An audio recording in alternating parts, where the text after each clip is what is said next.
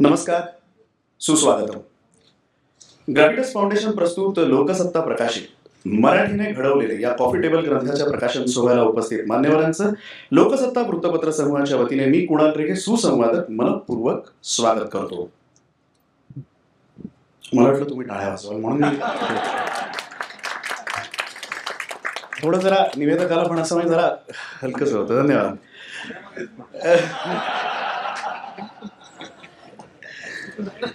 ग्रंथाकरिता सहप्रस्तुती आहे कौटिल्य मल्टीक्रिएशन. सहप्रायोजक आहेत Magarpatta cities group, Bharti Vidyapeeth Pune, Lokmanya multipurpose cooperative society limited. एकदा ह्या सगळ्यांसाठी जोरदार टाळ्या झाल्या पाहिजे.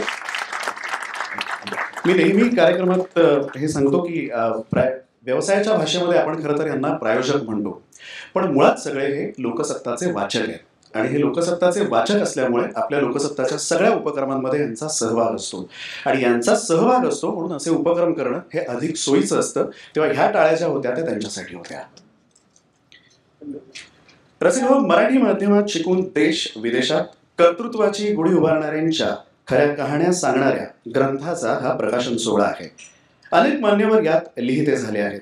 काय लिहिलं आहे त्यांनी हे आपण वाचणार आहोतच, पण त्यातील काही जण आज या व्यासपीठावरती व्यक्त सुद्धा होणार आहेत. या सगळ्याचा आनंद आपण घेणार आहोत, पण त्यापूर्वी या प्रकाशन सोहळ्याच्या औपचारिकतेकडे आपण वळूया. सर्वप्रथम प्रास्ताविक मांडण्यासाठी मी लोकसत्ताचे सन्माननीय संपादक श्री गिरीश कुबेर सरांना आमंत्रित करतो. त्यांना विनंती करतो ते प्रास्ताविक मांडतील. नमस्कार. या प्रकाशनासाठी जमलेल्या आपल्या सगळ्यांचं मनापासून स्वागत. उंचीचा हा एक तोटा, खूप वाकावं लागतं. आपलं सगळ्यांचं मनापासून स्वागत. अलीकडे दिवस साजरे करणं हा एक भीतीदायक प्रकार होत चाललेला आहे. माझ्या एका सहकार्याला मी असं विचारलं की दिवस साजरे करायचे का दिवस घालायचे, त्याला फरक कळला नाही. तो मातृभाषा मराठी होती त्याची. तर म्हणजे खरंच भीती वाटते, कारण ते इतके शुभ संदेश आणि मग तो जागतिक स्त्री दिन आणि अमुक दिन तमुक दिन, कुठले कुठले दिन असतात. तसा तो मराठी दिन आला आणि त्यात यावर्षी तो अभिजातच होता, म्हणजे पंचायतच होती सगळी. तर या निमित्तानं ते सगळं नेहमीच ते असतं आणि त्यातलं साजरीकरण दोन्ही त्याच्यामध्ये होतं. मग अमृतातेही पैजा जिंके तेवढंच माहिती असतं अनेकांना, पुढचं मात्र वाचलेलं नसतं. त्याची एक शुभेच्छा संदेश येणार. मग दुसरा कोणीतरी फादर स्टीव्हन्सचा त्याच्याविषयीच्या ओळी पाठवणार आणि एकंदर मराठीचा जागर, मराठीचा जय जयकार, मराठीचा गरजा वगैरे वगैरे. आणि कोणी मग ती लाभले आम्हा असं बोलतो, काय भाग्य मराठी वगैरे वगैरे. ते कन्नडी भाषेत असते तर कदाचित सुरेश भटांनी कन्नडी विषय लिहिला असतं. इतक्या भाषा प्रेमाचा अतिरेक करायची काही खरी गरज नाहीये. पण जो काही भाषेविषयीचा आपला समज आहे, भाषेविषयीची आपली एक आत्मीयता आहे, कारण आपली मातृभाषा आहे म्हणून, तर ती प्रामाणिकपणे साजरी कशी करता येईल या विचारातनं या पुस्तकाच्या कल्पनेचा जन्म झाला. कारण ही अशी जिवंत उदाहरणं सांगितल्याशिवाय लोकांना फार काही कळेल अशी शक्यता वाटत नाहीये. त्यामुळे मग म्हटलं की जे आहेत, मग सुरुवातीला नावं निघाली एकदम माशेलकर, विजय केळकर, तेही सगळे म्हणाले लिहित होतो. म्हटलं नको, तुमच्या पिढीला सगळे चांगले शिक्षक होते, मात्र नंतरचे म्हणतात तेव्हा त्यांचं ठीक आहे, आम्हाला कशाला सांगता आता वगैरे वगैरे. म्हटलं ते आपल्या पिढीचे आहेत, 50-60 ज्यांनी त्या आसपास आहेत, त्यांच्या खऱ्या कहाण्या जर आपण सांगितल्या शुद्ध मराठीतनं शिकलेल्यांच्या, तर ते जास्त उपयोगाचं होईल. याच्यातनं या कल्पनेचा म्हणजे दिघा उगम त्या कल्पनेचा. आणि मग नावं अशी छान छान मिळत गेली. इकॉनॉमिक्स मधली, शास्त्रज्ञ, वेगवेगळ्या क्षेत्रातले अभिनेते, कलाकार हे आहेतच. नोकरशाही मधले अतिशय चांगल्या पदावरचे, चांगल्या दर्जाचे अधिकारी, या सगळ्यांच्याकडून मग हे आपण लिहित करून घेतलं. आणि त्या सगळ्याचा सूर साधारण हा असा आहे की भाषेने काहीच अडलं नाही. म्हणजे इंग्रजीमध्ये शिकलो नसतो किंवा शिकलो असतो तर काही वेगळं घडलं असतं वगैरे वगैरे, हे आता जो एक मराठी माणूस जन्मजात गंड घेऊन वागतो तसं कुणाच्याही वागण्यामध्ये, बोलण्यामध्ये हा गंड आढळला नाही. आणि मग लक्षात आलं की हीच खरी यातली गंमत आहे, ही आपण सांगूया. त्याचं संकलन म्हणजे हे पुस्तक. हे सगळ्यांनी सुरुवातीला अशी कल्पना होती की आपण कुणातरी एक रिपोर्टर पाठवूया आणि तुम्ही बोला आम्ही लिहितो. तर ही कल्पना इतकी अनेकांना आवडली की नाही आम्हीच लिहितो असं असं झालं. आता आमचे रोजच्यासारखे सराईत लेखक आणि हे लेखक थोडासा ज्यामुळे वेळेमध्ये पुढे मागे झालं, पण स्वतःहून लिहावं असं वाटलं ही किती आनंदाची गोष्ट आहे. आणि सगळ्यांनी शुद्ध मराठीत लिहिलं. मी फक्त 2च मिनिटं तुमची घेतो. सगळ्यात मोठा आता मराठी माध्यमाचा एक प्रतिनिधी म्हणून माझी अडचण कुठली असेल ना, तर आपले वेगवेगळ्या क्षेत्रातले तज्ज्ञ मराठीत लिहितच नाहीत, खरोखर लिहित नाहीत. म्हणजे तुम्ही नावं घेणं बरोबर नाही, पण ते सांगतात की पाठवून देतो पटकन, तुम्ही ते अनुवादित करून घ्या. आणि आम्ही ती प्रथा बंद केली. म्हटलं तुम्ही लेख आला नाही तरी हरकत नाही. आता काही अन्य भाषिकच आहेत त्यांच्याकडनं मराठी अपेक्षा नाही, ते ठीक आहे अनुवाद करावा लागतो. पण मला आठवलं कुठलं उदाहरण की गेल्या वर्षी मी 13-14 महिने या घटनेला झाले असतील. अमर्त्य सेन यांची आनंद बाजार पत्रिकेमध्ये जवळपास 16 ते 20-22 कॉलमी मुलाखत छापून आलेली आहे. अखंड अशी 2 पानं आणि परत थोडीशी पुढच्या पानावरती. आणि त्यांनी आणि ते शुद्ध बंगालीत बोलले. मी बंगालीत कसा लिहितो ते सांगितले मला की 19च्या पुढे पाढे माझ्या लक्षात राहते. म्हटलं चला तो एकच चांगला साम्य आठवला. पण ते पुढे असं म्हणाले की 19 पर्यंत ते सगळे पाढे मी बंगालीत म्हणतो, माझा विचार बंगालीत होतात. आणि मला कुठेही आता आंतरराष्ट्रीय स्तरावरचा नोबेल पारितोषिक विजेता एवढा मोठा अर्थतज्ञ, पण त्यांना भाषेचा अडचणीचा मुद्दा कुठेच आला नाही. त्या तुलनेत मराठीचं दारिद्र्य म्हणणं हा शब्द जरा कठीण आहे, पण त्याला काय पर्याय म्हणावं लागेल.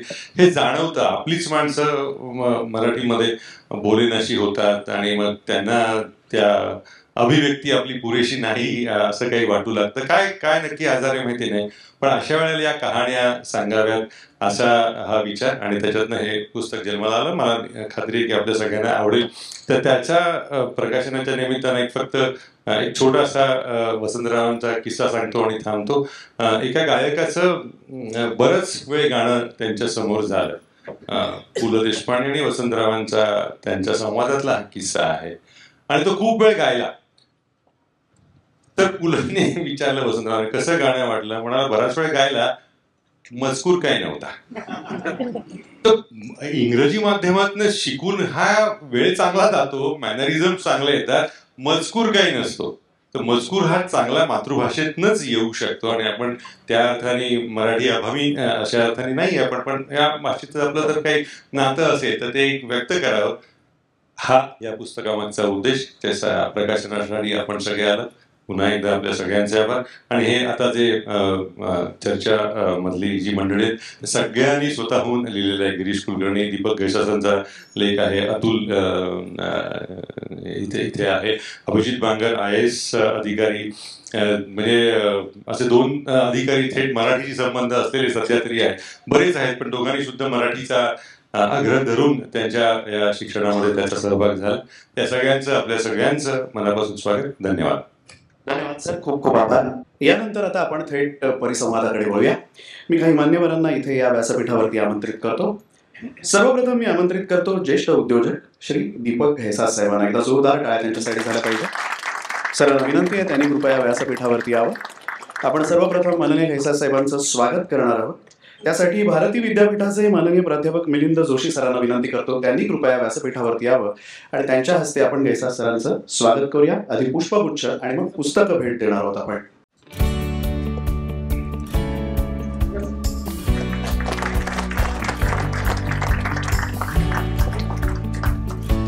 पुष्पगुच्छ आणि पुस्तकं भेट असं स्वरूप असेल.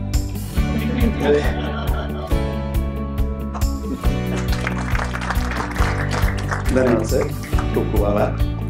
आपली विनंती आपण कृपया असं नसतं व्हावं. यानंतर मी आमंत्रित करतो प्रसिद्ध अभिनेता श्री गिरीश कुलकर्णी साहेबांना. एकदा जोरदार टाळ्या त्यांच्यासाठी झाल्या पाहिजे. त्यांना विनंती आहे त्यांनी कृपया व्यासपीठावरती यावं. Lokmanya multipurpose cooperative society Kautilya मल्टिप्लिकेशनचे माननीय मनोज चौधरी साहेबांना विनंती करतो त्यांनी कृपया व्यासपीठावरती यावं. त्याच्या हस्ते आपण माननीय गिरीजींचं स्वागत करूया. एकदा जोरदार टाळ्या त्यांच्यासाठी झाल्या पाहिजे.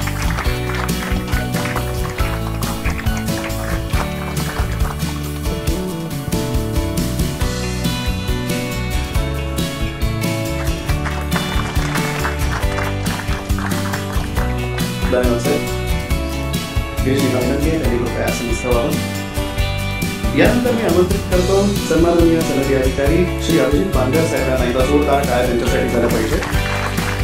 तर विनंती आहे त्यांनी कृपया व्यासपीठावर यावं. आपण माननीय बांगर साहेबांचं सुद्धा स्वागत करणार आहोत. मी पुन्हा एकदा कौटिल्य मल्टिप्लिकेशनचे माननीय मनोज चौधरी साहेबांना विनंती करतो आपण कृपया व्यासपीठावरती यावं. त्यांच्या हस्ते आपण हे स्वागत करतो आहोत.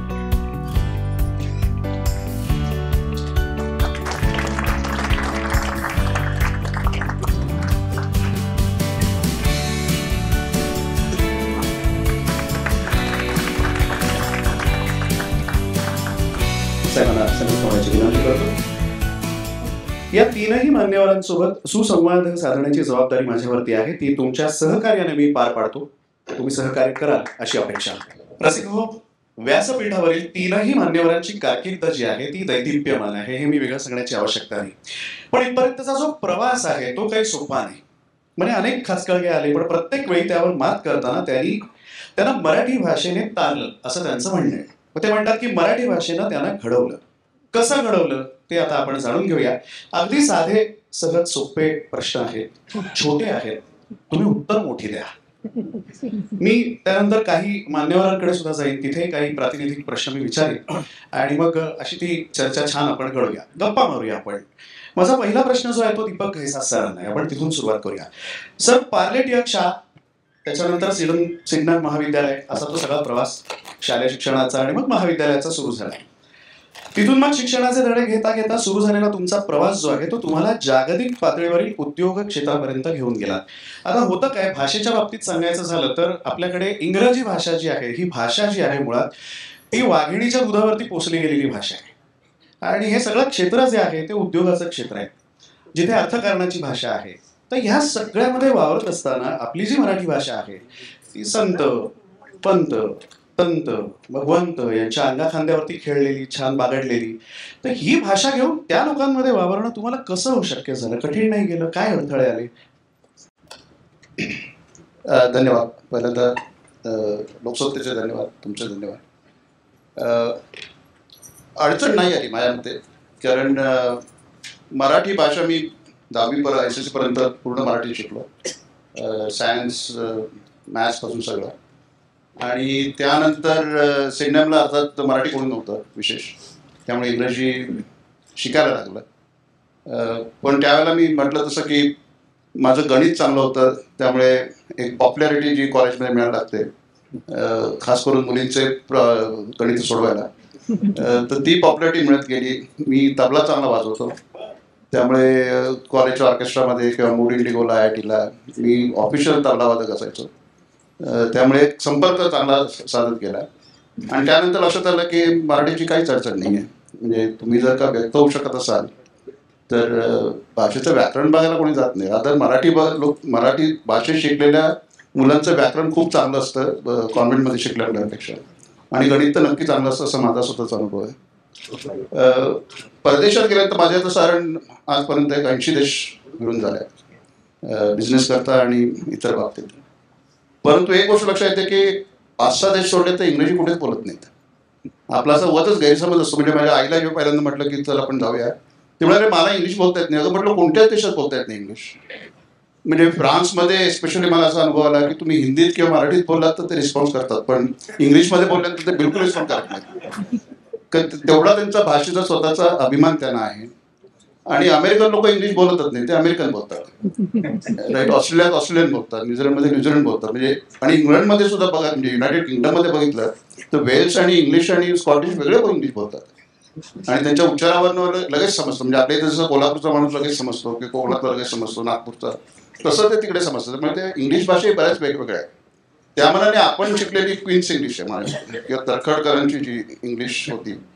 आम्हाला तरखडकरांचं पुस्तक होतं व्याकरणाचं, म्हणजे वडील वाचायला लावायचे कंपल्सरी, जी फार वाईट होतं.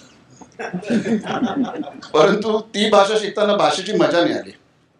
म्हणजे माझ्या लेखात मी इकडे म्हटलंय की औदुंबर मला कळला, कारण मी औदुंबर बघितला होता. डॅफोडिल्स मी बघितले नव्हते, त्यामुळे डॅफोडिल्स कविता रसग्रहण करण्याचा जो प्रॉब्लेम होता तो मला एक 4 वर्षापूर्वी आम्ही राहायला गेलो होतो लेक डिस्ट्रिक्टला, तिथे वर्षाचं घर आहे. तेव्हा मी डॅफोडिल्स बघितली, तेव्हा मला ती कविता मी परत वाचली आणि मग मला ती नीट समजली. ती त्यामुळे विचार करण्याची जी एक शक्ती असते किंवा जे संस्कार आपल्यावर होत असतात, म्हणजे रसिकतेचा एक संस्कार असतो, अभ्यास करण्याचा एक संस्कार असतो आणि आनंद मिळवण्याचा एक संस्कार असतो. हे मला वाटतं मातृभाषेत जर का पहिल्यांदा तुम्ही शिकलात तर ते संस्कार फार चांगले होतात. मग तो आनंद नंतर पुढच्या आयुष्यात तुम्ही कोणत्या भाषेत घेता याला महत्त्व नाही आहे, पण एक विचार करण्याची जी पद्धत आहे, वागणीचं दूध वगैरे कोणी प्यायलेलं नाही आहे.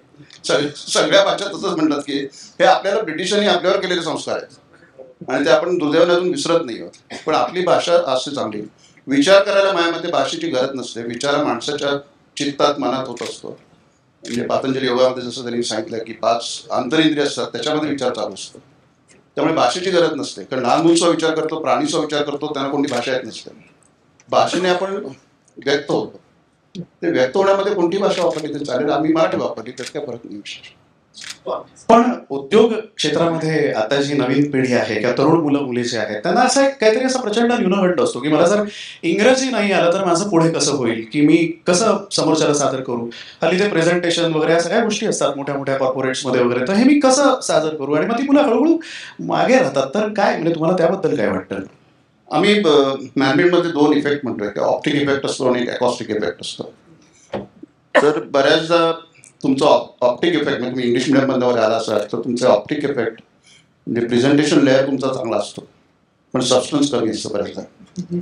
तुम्ही जर का मुळातच चांगले असाल, म्हणजे जसं गिरीश म्हणाल की मजकूर असतो त्याच्यामध्ये, हा मजकूर जर का तुमच्यात असेल आणि तो तुमचा पाया पहिला भक्कम असेल तर पहिल्यांदा कदाचित तुमचा ऑप्टिक इफेक्ट नसेल, पण तुम्ही एकदा तो बोलायला तोंड उघडलं की लोकांना लगेच समजतं की तुमचा सबस्टन्स आहे.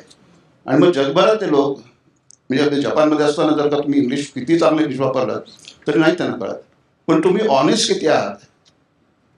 उदाहरणार्थ सांगतो, तुम्हाला एक जपानचं उदाहरण देतो की जॅपनीज धंदा करताना तुम्हाला एक वेगळा अनुभव येतो पूर्ण. येतात त्यांच्या बँकेच्या चेअरमनने, आम्ही बँकेच्या व्यवहारात होतो, तर बँकेच्या चेअरमनने बोलावल्यानंतर पहिल्या मिटिंगमध्ये धंदा सोडून सगळ्या गोष्टी होतात. इकॉनॉमीबद्दल होतं, वर्ल्डबद्दल होतं. आणि याची माहिती आपल्या भारतीय मुलांना खूप चांगली असते. अमेरिकन मुलगा वर्सेस भारतीय मुलगा घेतला तर अमेरिकेचं जग हे म्हणजे east coast to west coast असतं. त्यांना पुढे जग माहिती नाही आहे. आपल्याला सुदैवाने सगळं जग माहिती आहे आणि अभ्यास असतो आपला, तेवढं वाचन असतं. तर तेवढी मीटिंग पाहिजे होते. धंद्याबद्दल काही बनवतात. जर का तुम्हाला तो म्हणजे त्याला तुम्ही आवडलात की तुम्ही स्मार्ट आहात तुम्ही, तर दुसरी मीटिंग होते, त्याच्यामध्ये फॅमिलीबद्दल गप्पा होतात. म्हणजे तुम्ही तुमची बायको काय करते, तुमची मुलं किती आहेत, माझी मुलं किती आहेत वगैरे, असं सगळं गप्पा होतात. बिझनेसबद्दल काही नाही. त्यानंतर सर एक आठवड्याभरांनी परचेस डिपार्टमेंटचा तुम्हाला फोन येतो की तुम्हाला ऑर्डर देतोय, आम्ही येऊन घेऊन जा. इंग्लिशचा कुठे संबंध आला? कुठेच नाही. आणि हीच गोष्ट प्रत्येक देशामध्ये त्या त्या कल्चरप्रमाणे ही बदलत जाते. म्हणजे जेव्हा मी म्हणतो की एकच वाक्य आहे की इट्स इंटरेस्टिंग, असं एक रिॲक्शन प्रेझेंटेशनमध्ये तुम्हाला बरेचदा येते प्रॉस्पेक्ट करणं. अमेरिकेत जेव्हा हे वाक्य बोललं जातं की इट इज इंटरेस्टिंग, तो ही really means it, it is interesting. Britisher जेव्हा बोलतो की इट इज इंटरेस्टिंग, त्याचा अर्थ ठीक आहे, म्हणजे आपण बरं आहे असं म्हणतो पुण्यात तसं. मला एक खास आवडलं नाही, पण ठीक आहे, इंटरेस्टिंग, ओके. आणि जपानमध्ये जेव्हा तो म्हणतो की ओ इट इज इंटरेस्टिंग, म्हणजे त्याने तो सांगतो I know your bullshitting but I hear you. हा जर का इंग्लिश म्हणला मला फरक कळला नाही, तो शाळेत शिकवत नाही, तो you pay as as a price for that. So once you get that, मग इंटरनॅशनल बिझनेस करायला भाषेचा काही संबंध नसतो. माणूस कळणं महत्वाचं असतं आणि माणूस कळायला तुम्हाला तुमचा पाया भक्कम पाहिजे. तो जर का असेल तर धंदा सहज करता येतो कुठे. फार छान. मला वाटतं ते जोरदार टाळ्या झाल्या पाहिजे. हा अगदी पहिला प्रश्न होता, नंतर मी पुन्हा त्यांच्याकडे वळणार आहे. यानंतर मी आता गिरीशजींकडे, तो पुढचा प्रश्न त्यांच्यासाठी आहे. मुळात गिरीशजींचा प्रवास जो आहे तो एकांकिका, मग त्याच्यानंतर प्रायोगिक नाटक, दूरचित्रवाणी, मोठा पडदा, मराठी, हिंदी, असा सगळा प्रवास आपण त्यांचा पाहिलेला आहे. आणि पुणे ते मुंबई असाही तो सगळा प्रवास आहे. तुम्ही छान पोहत होता तिथे, तुम्ही अचानक एकदा मुंबईच्या समुद्रात उडी मारली. बरं, आता ती उडी मारली म्हटल्यानंतर तिथे असं आहे ना की एक छान शब्द गिरीश कुबेर सरांनी आम्हाला सुचवला होता की तृतीय पर्णी मंडळी ज्यांना म्हणतो, पेज 3 जी आहेत सगळी कल्चर जे आहे तिथे, ती मंडळी तिथे फार असतात. आणि त्यांची भाषा म्हणजे ओ मिस्टर कुलकर्णी हाऊ यू, हे वाक्य पूर्ण होईपर्यंत ना just a minute I will catch you later म्हणून ते निघूनही जातात. तर ही अशी सगळी मंडळी आहे, तिथे भावभावनांची काही देणं घेणंच नसतं. अशा परिस्थितीमध्ये ही मराठी घेऊन तुम्ही तिथपर्यंत पोहोचलात आणि त्यांच्यात आता तुम्ही वावरताय, हे कठीण नाही सर? असं नाही होत की इथे मराठी मला धड बोलताही येत नाहीये, असं नाही झालं कधी? कसं तुम्हाला मराठीने कसं काय घडवलं आणि तिथपर्यंत नेलं? मी खरं तर कुठं उडी नाही मारलेली समुद्रात वगैरे आपण इथे पुण्यामध्ये राहिलं की जे माणसाचं होतं त्याला शक्यतो बाहेर कुठे जावं असं वाटत नाही. त्याच्यामध्ये अनेकदा आत्मविश्वासाचा अभाव हा पण असतो भाग, आणि गुणवत्तेत कमतरता वगैरे ह्या सगळ्या गोष्टी असतात. पण पुणेकर दाखवतो असं की गरज नाही मला. तर ही एक गंमत पुण्यामध्ये आहे.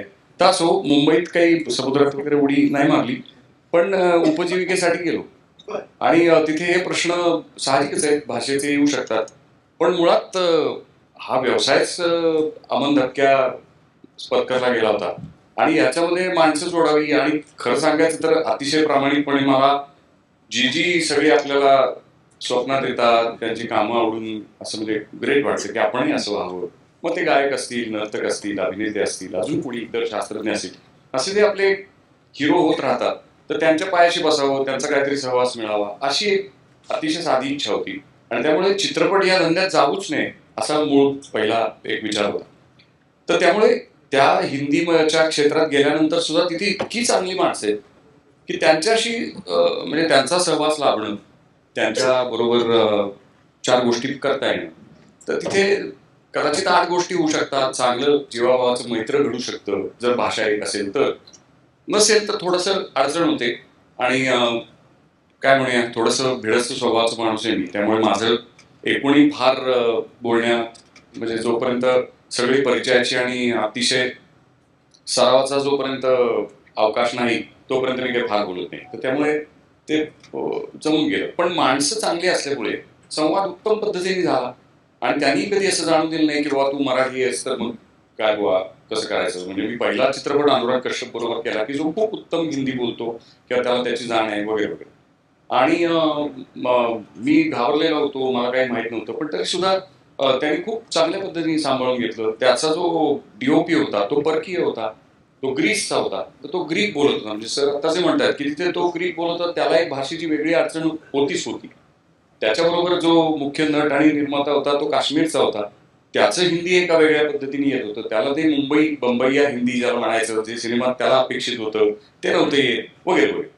तर असे 1 ना 2 अडचणी सगळेच लोक सहन करत असतात. आणि सिनेमा बनवणं ही मुळातच एक जटिल गोष्ट आहे. तर त्याच्यामध्ये माणसं सगळीच इतकी कष्टावलेली असतात की ती पटकन मित्र होतात. त्याच्यामुळे सगळेजण एकमेकाला सावरून घेत असतात, सांभाळून घेत असतात. त्यामुळे तिथे काही कुठे असं जाणवलं नाही. इतकं कशाला, म्हणजे आम्ही जेव्हा बळूचा आमचा पहिला प्रीमियर म्हणून आम्ही त्या रॉटरडॅम मध्ये गेलो होतो, तर मी उमेशला म्हणलं की आता कसं काय बोलायचं, हे इंग्रजी कोणाला येते, म्हणजे तुलाही येत नाही मला येत नाही, एवढं बोलायचं कसं. आणि मुळात अतुलला आवडलंच नव्हतं की आम्ही तिकडे गेलोय म्हणून, कारण कदाचित त्याला माहिती होतं की यांचं अज्ञान किती आहे, त्यांनी जवळच पाहिलं. तर उम्या मला म्हणला की आपण त्यांना भाषांतरकार मागू, कारण ते इतरांचं आम्ही पाहिलं होतं. कोणतरी पोलिश मुलगी होती, तिचा चित्रपट होता, मग अमुक यांचे आम्ही चित्रपट पाहिले होते. तर त्याला ते एक भाषांतरकार तिथे यायचं लोक, पण प्रामुख्याने युरोपीय भाषातलं ते सगळं होतं. आम्ही तेवढंच पाहिलं. मग ते त्याच्या जीवावर आम्ही गेलो आणि सांगितलं त्यांना की आम्ही मराठीत बोलणार, कारण आम्हाला नीट येत नाही हा भाग वेगळा, पण आम्ही मराठीत बोलणार. तर ते म्हणले अरे बापरे, म्हणले की मराठी बघतो म्हणे, आम्ही प्रयत्न करतो. म्हणजे त्यांनी असं काही नाकारलं नाही. आता मराठी चित्रपट त्यांनी स्वीकारला होता, त्यांनी प्रयत्न केले. तर एक माणूस गवसला त्यांना, तो होता महाराष्ट्रातला, पण फार पूर्वीच तो काहीतरी केंद्रीय विद्यालयात वगैरे शिकलेला असा. त्यामुळे त्याला काही मराठीच फार काही गंध नव्हता. आणि वळू म्हणल्यानंतर त्याला समजेच ना पाहिलं की वळू हे काय. तर म्हणजे हे इतकं अनवट, आता तुम्ही इथे मी काय ट्रान्सलेट करू असा तो विषय झाला. असो, पण भेराल मग ते त्या प्रसंगामध्ये एक लक्षात आलं की तुम्ही तुमच्या भाषेचा अट्टहास धरू शकता आणि मला जे येतं ते तेवढंच मी सादर करीन ना. आव किती आणणार. भले इंग्रजी शिकलो, पुस्तकं वाचली, अजून काय हिंदी शिकलो, अमुक, जेवढा मी आहे तेवढाच दिसणार. तर त्याच्याविषयी एकदा तुम्ही कम्फर्टेबल असाल तर मला असं वाटतं भाषा अडचण करत नाही. म्हणजे अजून एक गमतीशीर किस्सा त्या बाबतीत सांगायचा. म्हणजे आपण भाषा करत राहतो, पण संवाद महत्वाचा असतो. भाषा माध्यम आहे. तर आम्ही विहीर चित्रपट दाखवायला बर्लिनमध्ये होतो, तर आम्ही बरेच लोकांना घेऊन गेलो होतो. असा म्हणजे आपल्या टिपिकली मराठी याच्यासारखं की स्वारीवर जाताना बाजार म्हणून गेली तसं ती गर्दी आहे, एकच भाऊ गर्दी, छावणी पडलेली वगैरे. आणि ते आगाशी सर आमच्या बरोबर. तर आता एक धुरीण थोर महनीय माणूस आणि त्यांचा सगळीकडे जगात संचार, त्यामुळे खूप मैत्र, सगळ्यांशी जुळलेलं मित्रपरिवार मोठा. तर ती मंडळी यायची. आम्ही शिरा वगैरे घेऊन गेलो होतो बर्लिनला. 7-8-10 लोक होतो, परवडलं नसतं, त्यामुळे घरी करून खायचं. तर हॉटेल दिलं नव्हतं त्यांनी. ते म्हणले आम्ही तुम्हाला एक फ्लॅट देऊ, सगळे तुम्ही तिथे राहा, हॉटेल देणं अवघड एवढ्या सगळ्यावर. म्हणलं चालेल, पण ही मुलं, कारण त्यात लहान मुलं होती, त्यांना न्यायचं होतं. असं सगळं करून 10 लोक आम्ही एका घरात राहत होतो. चांगलं मस्त प्रशस्त फ्लॅट त्यांच्या दृष्टीचे, म्हणजे त्यांचं ते हेच मोठंच असतं. आणि आकाशांचे मित्र सगळे जेवायला यायचे, तो स्वयंपाक, आणि त्यांना बेहत्ता आवडायचा वगैरे. आमचा श्रीकांत यादव म्हणून आमचे मित्र आहे, नट, तो प्रसिद्ध नट आहे, तुम्ही बऱ्याच ठिकाणी पाहिला असेल. तर वेगवेगळ्या जर्मन लोकांशी तो मराठीत बोलत असे, थेटच मराठीत बोलत असे. आणि ते त्या म्हणजे त्या स्त्रिया अथवा पुरुष तेही त्याच्याशी जर्मनमध्ये बोलत असे.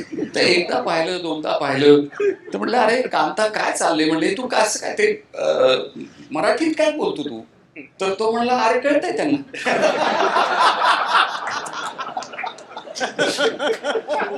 आणि आता श्रीकांत यादव ज्यांना माहिती आहे, तर तो इतका सगळा देहातनं बोलतो आणि चेहरा बिरा असं सगळं पूर्ण व्यक्त होत असतो. तर तसं तो करत असे. आणि तो अगदी, कारण त्याला धड इंग्रजी नाही येत, तर त्यामुळे तो फक्त आणि फक्त मराठी, पण सगळ्यात खुश तो होता. आम्हाला सतत इश म्हणावं का काय करावं, प्रत्येकाला कोणाला काय म्हणावं, म्हणजे 2-4 आईश डॉईच वगैरे असं काहीतरी आम्ही वाकडे तिकडे शिकून गेलेलो होतो. पण त्याला कधीच तो प्रश्न पडला.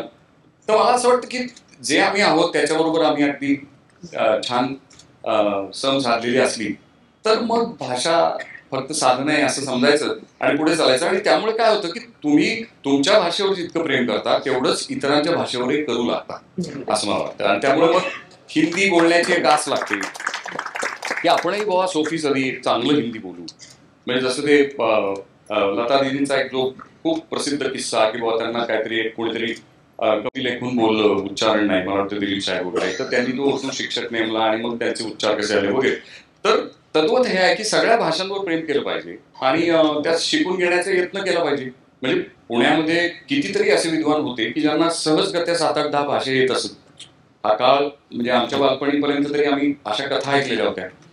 असो तर माझं म्हणजे एकूण भाषेबद्दलच म्हणाल तर ते असं आहे की छान मैत्र असावं आपल्या भाषेशी आणि इतर भाषा पण जोडत राहाव्या प्रवासामध्ये. वा, फारच छान. आपण माननीय हेसा साहेब आणि त्याच्यानंतर गिरीश कुलकर्णी साहेबांना ऐकलं आणि दोघांनी आपापल्या क्षेत्रामध्ये भाषेने कसं त्यांना इथपर्यंत सहकार्य केलं, कशी भाषा त्यांच्या पाठीशी उभी राहिली आणि भाषेने कसं घडवलं, मुळात आधी एक आत्मविश्वास निर्माण केला भाषेने इथपर्यंतच्या प्रवासामध्ये. आता मी माननीय बांगर साहेबांकडे जातो. बांगर साहेबांचं क्षेत्र जे आहे ना, याच्यामध्ये बांगर साहेबांच्या अवतीभोवती जे सगळं वातावरण आहे त्याच्यात एक गंमत आहे, ती पण मी तुम्हाला सांगणार आहे. मुळात आधी त्यांचा प्रवास जो आहे तो आपण जाणून घेतला पाहिजे. कारण गैसा साहेबांचा प्रवास हा मुंबईहून सुरू झाला होता शाळेचा, तुम्ही पुण्यात होता. बांगर साहेब हो का, पण तरी म्हणजे पुणे त्यांना बरंच लाभलं होतं. बांगर साहेबांचा जो प्रवास आहे तो धाराशिव जिल्ह्यातील कळंब तालुक्यातल्या येरमाळा या गावातील मध्यमवर्गीय कुटुंबातून झालेला आहे. हे मी आवर्जून सांगतो एवढ्यासाठी की इथून प्रवास सुरू करणं, मला वाटतं ह्याच्यावरती टाळ्या व्हायलाच पाहिजे. इथून प्रवास सुरू जेव्हा माणूस करतो ना तेव्हा हे सोपं नाही. बरं, आता पुढची गंमत बघा, मग मी नंतर सरांना तो प्रश्न विचारणार आहे. त्यांचे आजोबा विश्वनाथ बांगर हे शेतकरी, वडील डॉक्टर, सरकारी सेवेमध्ये. आता बार्शीतल्या नूतन मराठी शाळेमध्ये गवभन गिरवता गिरवता तुम्ही इथपर्यंत येऊन पोहोचला. नंतर तुम्ही पालघरला तुमचं पहिलं पोस्टिंग होतं. पालघर नंतर ते काही काळ नवी मुंबईला होते, ठाण्याला होते. आता मुंबई सोन्याची लंका जी आहे ती सगळी त्यांच्या ताब्यात आहे. हे महत्वाचं नाही, गंमत ही नाही, गंमत आता पुढे. आता मजा बघा, ते ज्या क्षेत्रात काम करतात त्या क्षेत्रामध्ये ना त्यांच्या अवतीभोवती कोण कोण असतं त्याच्यावरती जर नजर टाकली तर आपल्या लक्षात येईल. त्यांच्या भोवतीला इसम असतात, त्यांच्या अवतीभोवती परिपत्रक असतात, त्यांच्या अवतीभोवती आदेश असतात, अद्ययावत माहिती असते, उपयुक्त अभिलेख असतात, नियम असतात, अधिनियम असतात, प्रपत्र असतात. अशा थोड्या मोठ्या शब्दांचं भांडार जे आहे ना ते त्यांच्या अवतीभोवती असतं, जे आपल्या रोजच्या जगण्यात कधीच नसतं. आणि यातनं थोडासा उसळता मिळाला ना तर जे सन्माननीय लोकप्रतिनिधी आहेत ते वॉटर मीटर आणि गटर घेऊन उभे असतात. तर ह्या सगळ्याला बाजूला सारून कुठेतरी मला थोडासा वेळ द्या रे, आणि मला माझी मराठी जोपासू दे, किंवा मला माझ्या मराठीत बोलू दे, वाचू दे, लिहू दे. सर होता तुम्ही सर्वप्रथम आपण कुठं जन्माला येतो ह्याबद्दल काही टाळ्या वाजवण्याची आवश्यकता नाही, तो ऍक्सिडेंट असतो. एनिवे, शासकीय सेवेमध्ये काम करताना एका ठराविक अशा वातावरणामध्ये आपल्याला काम करावं लागतं, आणि त्यामुळं आपण तरी त्या वातावरणासारखे बनतो किंवा त्या वातावरणाला आपण द्वेष करायला सुरू करतो. ह्या दोन्ही गोष्टी होणं योग्य नसतं तुमच्यासाठी.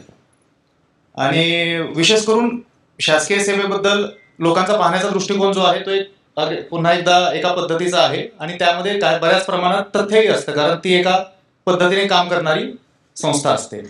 आणि त्यावेळी त्या संस्थेचे प्रतिनिधी म्हणून जेव्हा आपण काम करतो तेव्हा लोकांच्या सोबत काम करणं, लोकांची भाषा समजून घेणं, आणि त्या भाषेमध्ये, लोकांच्या भाषेमध्ये आणि शासकीय भाषेमध्ये गल्लत न करणं, हे पण तेवढीच महत्वाची बाब आहे.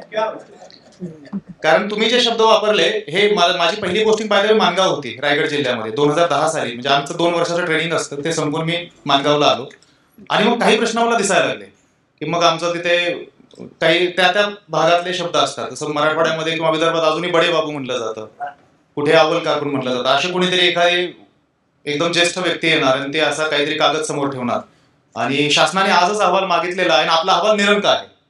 म्हटलं निरंक म्हणजे हा काय शब्द आहे आणि कुठल्या भाषेतला शब्द आहे, आणि निरंक म्हणजे काय, हे असे शब्द कळायला सुरू होतं.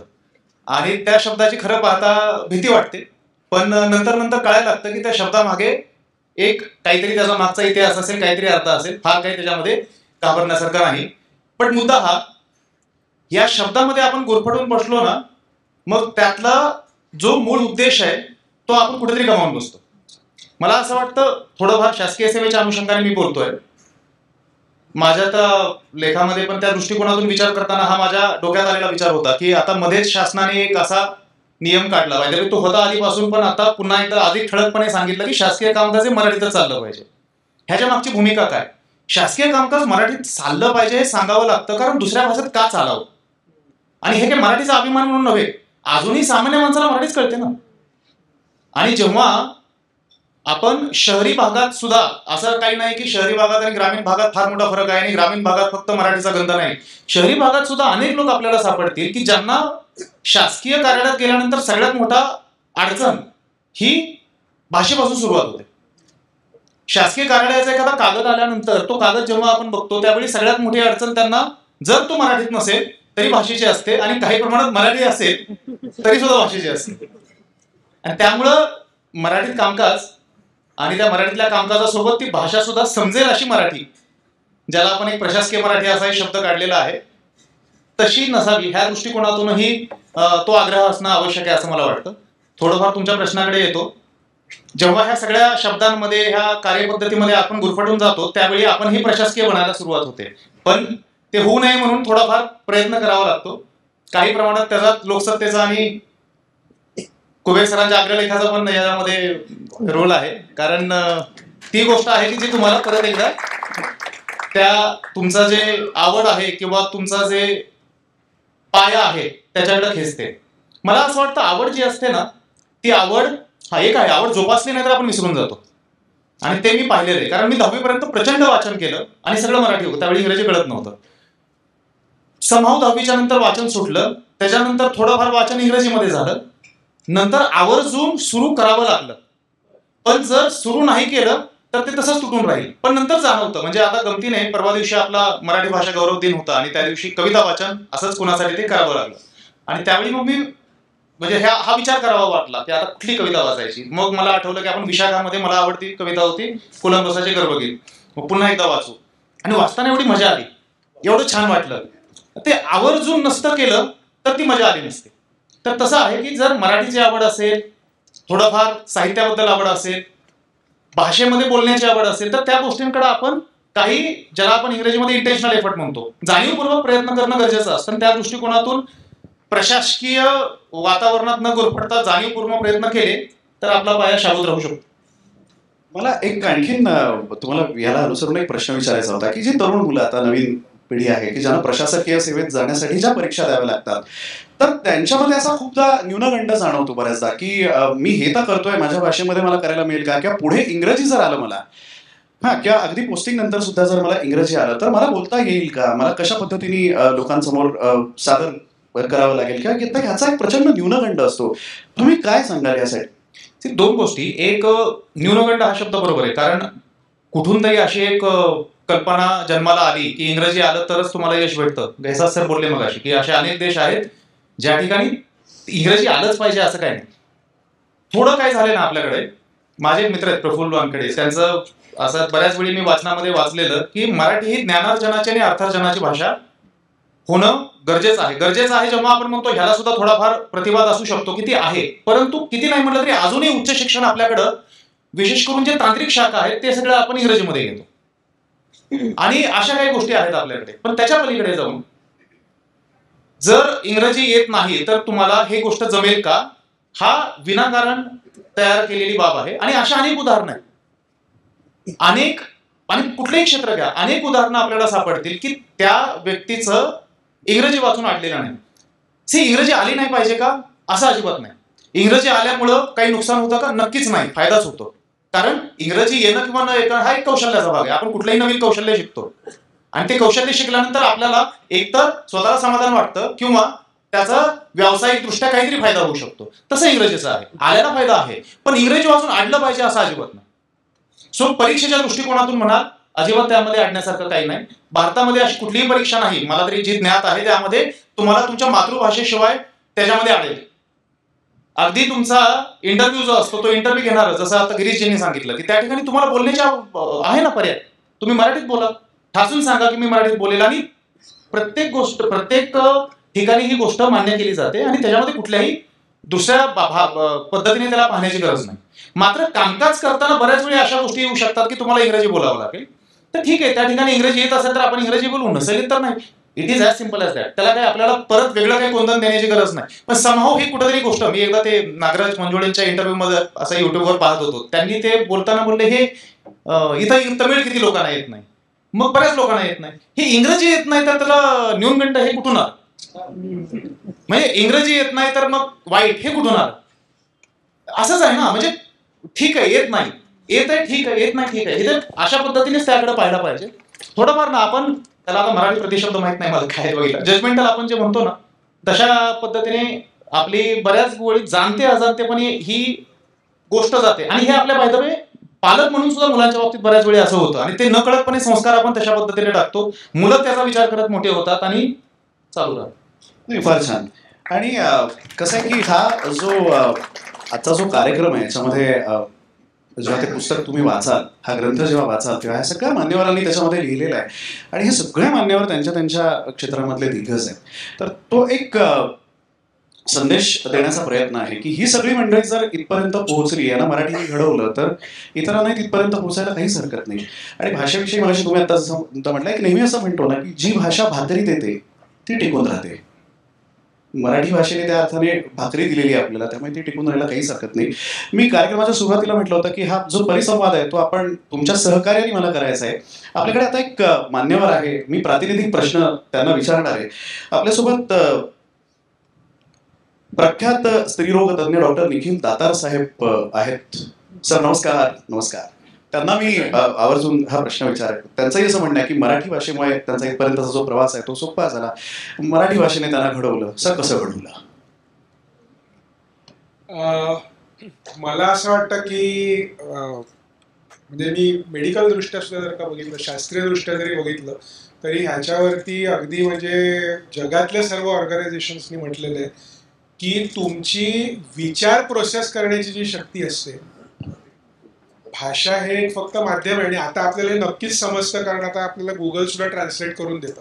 त्यामुळे भाषा हे फक्त माध्यम आहे, पण तुम्हाला काय बोलायचं आहे, तुम्हाला एक विचार कशा प्रकारे प्रोसेस करायचा आहे, हे जर का तुमचं जे बेसिक आहे ते जर का तुम्हाला कणखर सक्षम असं जर का करायचं असेल तर विचार हा पहिल्या 5 ते 6 वर्षामध्ये हा मराठी भाषेतूनच व्हायला पाहिजे.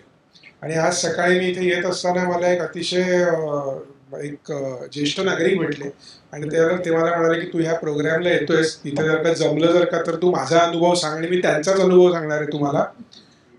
ते जवळजवळ आता 78 वर्षाचे आहेत. त्यांचं स्वतःचं शिक्षण इंग्लिशमध्ये झालं आणि नंतर 10वी नंतर ते मराठी बोलायला लागले. ते म्हणाले की माझ्या दोन्ही भाषा कच्च्या राहिल्या, मराठी पण कच्ची राहिली आणि माझी इंग्लिश पण कच्ची राहिली, कारण की पहिल्या 5 वर्षामध्ये जे काही संस्कार त्या भाषेच्यामुळे होतात तर ते संस्कार त्याच्यानंतर पुढे कधी तुम्ही जर का शिकलात तर ते घडवता येऊ शकत नाहीत. खूप जास्त प्रयत्न करून ते घडवता येऊ शकतात पण ते कठीण पडतं. त्यामुळे विचार करायचा जर का असेल समजा जर का आणि विचारांची पार्श्वभूमी जर का आपल्याला बळकट करायची असेल तर आपल्या मातृभाषेतनं शिक्षण घेण्याच्या खेरीज त्याला काही दुसरा पर्याय नाही. का तर मी एक स्त्रीरोगतज्ञ आहे, त्याच्यामुळे आमच्याकडे येणाऱ्या ज्या स्त्रिया ज्या असतात तर त्यांचे प्रश्न आणि बऱ्याच वेळेला स्त्रियांचे प्रश्न हे फक्त म्हणजे जरी दिसायला ते आरोग्याचे असले तरी किंवा दिसायला जरी ते शारीरिक असले तरी ते आरोग्याविषयी असतात. आणि आरोग्याचा अर्थ फक्त शारीरिक नसतो, तर तो शारीरिक, मानसिक, त्यांच्या आजूबाजूच्या सगळ्या एकंदरीत परिस्थितीचा, इतिहास, भूगोल या सगळ्या गोष्टींची निगडीत असणारा त्यांचा प्रश्न असतो. तो मातीशी जोडलेला प्रश्न असतो. त्याच्यानंतर मी कायद्याचा अभ्यास केला आणि कायद्याचे सुद्धा जेव्हा कंगोरे आपल्याला लक्षात येतात तेव्हा कायद्याचा सुद्धा सगळ्यात मोठा रिसोर्स जो असतो तर तो सुद्धा तुमच्या मातीशी जोडलेला असतो. त्यामुळे दोन्ही दृष्टीने जर का विचार केला, बरं दोन्ही आमच्या ज्या गोष्टी आहेत तांत्रिक आहेत त्याच्यामुळे दोन्हीमध्ये इंग्रजीचा प्रभाव आहे. मेडिकल आम्ही जेव्हा शिकतो तेव्हा काय मराठीमध्ये अजूनही मराठीमध्ये परीक्षा देता येत नाहीत, त्याच्यासाठी इंग्लिशमध्येच लिहावं लागतं, बोलावं लागतं.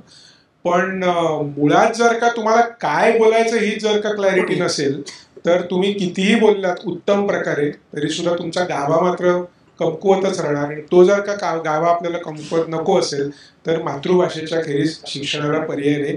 यशवंतराव चव्हाणांनी एक फार पूर्वी लेख लिहिला होता, मातृभाषेशिवाय शिक्षणाला पर्याय नाही.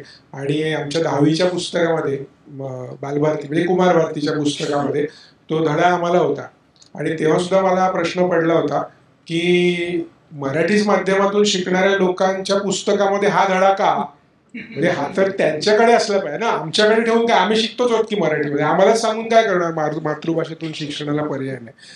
त्यामुळे म्हणजे माझ्या लेखातही मी ह्या म्हटलंय आणि इथेही मी सगळ्यांच्या समोर हे व्यक्त करू इच्छितो की कुठेतरी आपल्याला जसं तुम्ही म्हणालात की भाकरी मिळवण्याची भाषा ही मराठी पाहिजे, अर्थार्जनाची भाषा ही मराठी पाहिजे, तर तसा तो कुठेतरी जोपर्यंत तो जोडला जात नाही आपल्या रोजच्या जीवनाशी, आयुष्याशी, अर्थार्जनाशी, तर तोपर्यंत तो खऱ्या अर्थाने तो होऊ शकणार नाही. आणि त्या दृष्टीने हा जो प्रयत्न इथे झालेला आहे, कुबेर सरांनी हा जो प्रयत्न आणि लोकसत्तेने हा जो केलेला आहे हा अत्यंत स्तुत्य प्रकल्प आहे. आणि त्याच्यामुळे मला असं वाटतं खूपच त्याचा परिणाम एकंदरीत लोकांवरती होईल आणि आपला सगळ्यांचाच आपल्याकडे बघण्याचा आणि आपल्या बरोबरच्या लोकांकडे बघण्याचा दृष्टिकोन, भाषेच्या बाबतीतला दृष्टिकोन, त्याच्यामध्ये लक्षणीय बदल होईल असं मला वाटतं. थँक्यू. धन्यवाद सर, खूप खूप आभार. मी पुन्हा एकदा माननीय हेसा साहेबांकडे येतो. सर, एक गोष्ट तर म्हणजे यातनं अगदी नक्की आपल्याला कळते की मी जो भाकरीचा उल्लेख केला की जी भाषा रोजगार देते, भाकरी देते, ती टिकून राहते कारण ती त्या व्यक्तीला टिकवून ठेवायची असते. कसं होतं की उद्योगाकडे वळणं म्हणजे लोकसत्ताची ही नेहमी भूमिका आहे. लोकसत्ताने सातत्याने उद्योगशील महाराष्ट्र असावा, उद्यमशील असावा म्हणून सातत्याने प्रबोधन लोकसत्तामधनं होत असतं. आणि सगळ्यात महत्त्वाचं, नको त्या उद्योगात महाराष्ट्र पडू नये अशी लोकसत्ताची नेहमी भूमिका असते आणि ती प्रामाणिक भूमिका आहे. वेळोवेळी ती भूमिका ते मांडत असतात. तर या भूमिकेतनं जात असताना होतं काय की सर आपल्याकडे स्टार्टअप बरंच असतं, ते स्टँडअप होतं काय हे महत्त्वाचं आहे. गल्लत तिथे होते. तर ते स्टँडअप होण्यासाठी स्टार्टअप टू स्टँडअप हा जो मराठी उद्योजक म्हणजे उद्योग क्षेत्रात ज्या मुलांना यायचंय, मुलींना यायचंय, त्यांना कारकीर्द करायचे, त्यांच्यासाठी भाषेतनं त्यांना असा उद्योग काही करता येईल का, किंवा त्यांना तो जो आत्मविश्वास हवा तो मिळेल का? हो, जरूर मिळेल माझ्या मते. पण याकरता 2-3 गोष्टी करायला लागतील. मी 2-3 माझे मुद्दे मी मांडतो. ऑन अ लायटर नोट की आपल्याला मला वाटतं आपल्या म्हणी बदलायला लागतील. मी 1 ते 7 जणात वाटून खावा, ही म्हण चुकीची आहे. एका तिळाचे 49 तीळ करून प्रत्येकाला 7-7 तीळ कसे मिळतील हे बघणं महत्वाचं आहे. तर तशी एक म्हण आणा तुम्ही. ओके, हंतरून पाहून पाय पसरावे नाही, हंतरून मोठं घ्या की तुम्ही. हंतरून पाहून कशाला पाय पसरतात तुम्ही. तर ही जी शिकवण एक संस्कार असतात ना, ते कदाचित आपल्या संत विचारांमुळे किंवा आपण गरिबीत धन्यता मानतो किंवा असेल हरित जाईल घातल्यावर वगैरे असं असं होत नाही धंद्यामध्ये. तुम्हाला मेहनतच करायला लागते. दुसरी गोष्ट मला वाटतं आपण अपयश साजरं करत नाही. अपयश साजरं करणं म्हणजे तुम्हाला सांगतो की आता मारवाडी समाज असेल समजा की त्यांच्यात एखादा बँकरप्ट झाला तर इतर सगळे लोक एकत्र येऊन त्याला मदत करतात. ते सेलिब्रेटेड. म्हणजे मला असं सांगण्यात आलं की दोनदा किंवा 3दा दिवाळखोरी काढली असेल तर त्या मुलाचं लग्न पटकन होतं की याला धंदा समजला आता. आणि आपल्या इथे बघा, जर का मुलगा स्टार्टअप मध्ये आहे तर मुलगी ज्याला बाप तयार होत नाही की सॅलरी कुठे आहे तुमची. हे विचार बदलणं माझ्या जास्त महत्वाचं आहे. कारण ते जर का झालं ना तर हे अपयश तुम्हाला आपोआप साजरं करता यायला लागेल. कारण स्टार्टअपमध्ये कसं असं माहिती आहे की स्टार्टअप पहिल्या ह्याच्यात जर का तुमचं आता मायक्रोसॉफ्ट जर का स्टार्टअप होतं आणि ते आपण फक्त मायक्रोसॉफ्टकडे बघतो आणि बिल गेट्स आत्ता काय करतो हे बघतो, पण ज्याला ते स्टार्टअप स्टेजमध्ये होतं तेव्हा त्यांनी किती मेहनत घेतली हे आपण बघत नाही कधी. त्यामुळे आत्ता सगळे ते इमिटेट करतात बिल गेट्स आत्ता काय करतोय ते, म्हणजे बिल गेट्स उदाहरणार्थ सांगतो मला. परंतु स्टार्टअप करताना अपयश येणार याची खात्री असायला पाहिजे मुळात. आणि ते साजरं कसं करायचं हे पण समजायला पाहिजे. हे आपल्या समाजालाही समजायला पाहिजे, आपल्या आईवडिलांना समजायला पाहिजे. आम्ही आता इन्क्युबेटर्समध्ये काम करतो, तिथे सुद्धा अशा बऱ्याच घटना घडतात की मुलं उत्साहाने येतात, बऱ्यापैकी काम सुरू होतं त्यांचं, आणि मग आईवडील सांगतात की नको रे बाबा तुझं तू आपला नोकरीला. But I think we should learn how to be a job giver rather than job seeker. आपण जॉब सीकर आहोत सध्या. हे आपल्या मराठी समाजात खास करून बघायला मिळतं. आणि मी बरेचदा असं उदाहरण देतो की मला बॉक्सिंग अतिशय गेम स्टार्टअपच्या दृष्टीने आवडतो. कारण बॉक्सिंगमध्ये तुम्ही पडलात तर हरत नाही, तुम्ही पडून उठला नाही तर परत हरता. तर हे पडून उठणं जे जर तुम्हाला 10 आकडे म्हणायच्या जर का तुम्हाला उठता आलं नाही तर नाही तुम्ही हरणार. पण पडलात म्हणून हरत नाही तुम्ही. हे एक डोक्यात ठेवलं की मग मराठी माणसाला, माझ्या मते आता विचार बदलतात मुलांचे मुलींचे सुद्धा. आणि मी आता इव्हन म्हणजे मुंबई पुणे शहरातच नाही तर ग्रामीण भागात सुद्धा जेव्हा बघतो, अगदी उदाहरण द्यायचं झालं तर आता एक दोन उदाहरण देतो तुम्हाला. स्टार्टअपच्या मुली आहेत, कोल्हापूरच्या साईडच्या आहेत आणि यंग मुली आहेत एकदम. तर त्यांनी उसाला पाणी कधी द्यायचं याचं एक तंत्र तयार केलं आहे. आणि ते मशीन पाणी किती आहे जमिनीत ते बघतं आणि आपोआप पाणी सोडतं. त्या मुलीने का केलं तर म्हणाली 2-2 वाजता माझ्या वडिलांना उठून पाठ हे करायला लागतं. म्हणजे वडिलांचा पेन पॉईंट तिने बघितला आणि त्याच्यावर तिने ते विचार तिच्या डोक्यात आले. त्याच्याकडे भाषेचा संबंध नाही आहे आणि तिला ते स्टार्टअप करायचं आणि ती करणार आहे. तसं एका मुलीने मराठवाड्यातल्या सौरशक्तीवर चालणारा ट्रॅक्टर चालतं आणि तिने ॲक्च्युली स्ट्रॅच घेतल्या. त्यात हेवी ट्रॅक्टर अजून बनायला वेळ लागेल. पण पॉईंट इज की हे जे स्टार्टअपचं उदाहरण आहे ते स्टँडअप व्हायला आता जास्त अवधी लागणार नाही. कारण ती मानसिकता पूर्ण बदलली आहे. फक्त थोडी भाषा आपली बदलायला पाहिजे, नवीन म्हणी आणायला पाहिजे. फारच छान. म्हणजे ते केवळ ठेविले आनंद तैसेची राहावे इतकंच मर्यादित न राहता जोडून या धन उत्तम व्यवहारे पण लक्षात घ्यायला हरकत नाही, असा तो प्रवास झाला पाहिजे. रामदासांचा श्लोक एकमेका धरू का अभय धरू सुपंत, येतं एकमेका सहाय्य करू अवघे म्हणून श्रीमंत, असं होतं ऐकायला. फार छान. यानंतर पुन्हा गिरीजींकडे मी येतो. कसं आहे की चित्रपट सृष्टीचे जनक मराठी दादासाहेब फाळके, आता त्यांची संपूर्ण त्याचे क्षेत्र आहे ते त्या मुंबई नगरी पुरतं तिथे सगळं सामावलेलं, स्वप्न नगरी वगैरे सगळं आपण म्हणतो. प्रत्यक्षात परिस्थिती जर पाहिली चित्रपटांची तर आज मराठी चित्रपटांची जी अवस्था आहे ती भीषण आहे. मग नाटकाकडे लोक वळली आहेत का तर तसंही नाही. मग असं वाटलं होतं की नाही, मग लोक मालिका पाहत असतील तर तिथेही फारसं काही घडताना दिसत नाही. तर लोकसत्ताने याच्यावरती खूप छान लेख लिहिला होता की मराठी प्रेक्षक गेला कुठे. आता प्रश्न माझा असा आहे की हा मराठी प्रेक्षक जो गेलेला आहे तो का गेलाय, म्हणजे काही चांगलं होत नाहीये म्हणून आपल्याकडे ते येत नाहीये की त्यांना यायचंच नाहीये खूप काही चांगलं. बरं असंही आहे की जे उत्तम तंत्रज्ञ कलावंत मराठीतले दिसतातच आहेत की. तर यासाठी एक मराठी उत्तम कलावंत म्हणून तुम्हाला काय वाटतं, म्हणजे हे कसं बदलणार, कसं पुन्हा प्रेक्षकांना घेऊन येणार, कसं त्या चित्रपटगृहाकडे खेचणार, कसं पुन्हा त्या चित्रपट सृष्टीला सोन्याचे दिवस नंतर बघू, निदान लोक तरी पोहोचू दे, काय काय वाटतं तुम्हाला? मी काही बरोबर माणूस नाही हे उत्तर द्यायला, कारण मला कुठे धंदा येत नाही, त्यामुळे मी ऐकत होतोय मी सांगतो. मला बरं शेजारीच गुरु मिळाला. पण खरंच आहे, नाही चित्रपटाचं काय होत आहे आणि काय तर त्याच्याबद्दलचं माझं आकलन असं आहे की आपली सांस्कृतिक गरज नाही मराठी चित्रपट ही काही आपली सांस्कृतिक गरज नाही. म्हणजे प्रत्येकाची एक सांस्कृतिक गरज असते फार, हो की नाही. म्हणजे आता चैत्रात बुवा कैरीची डाळ करावी, तर हे त्या गृहिणी वर्गाला वाटतं आणि आजूबाजूच्या लोकांना वाटतं, समाजाला वाटतं. मग आपण एकमेकांशी ह्या पद्धतीच्या म्हणी काय बोलतो, तेव्हा एक संवाद घडतो आणि या समूहाचा एक अर्थाचा म्हणून अवकाश तयार होतो. आम्ही सगळी म्हणून एक अर्थ तो जगायला लागतो, मग त्यातनं आम्हाला आत्मविश्वास येतो आणि वगैरे वगैरे. तर हे जे भाषाची जी संस्कृती आणते त्याच्यामध्ये चित्रपट बसत नाही आमचा, असं मला वाटतं आता.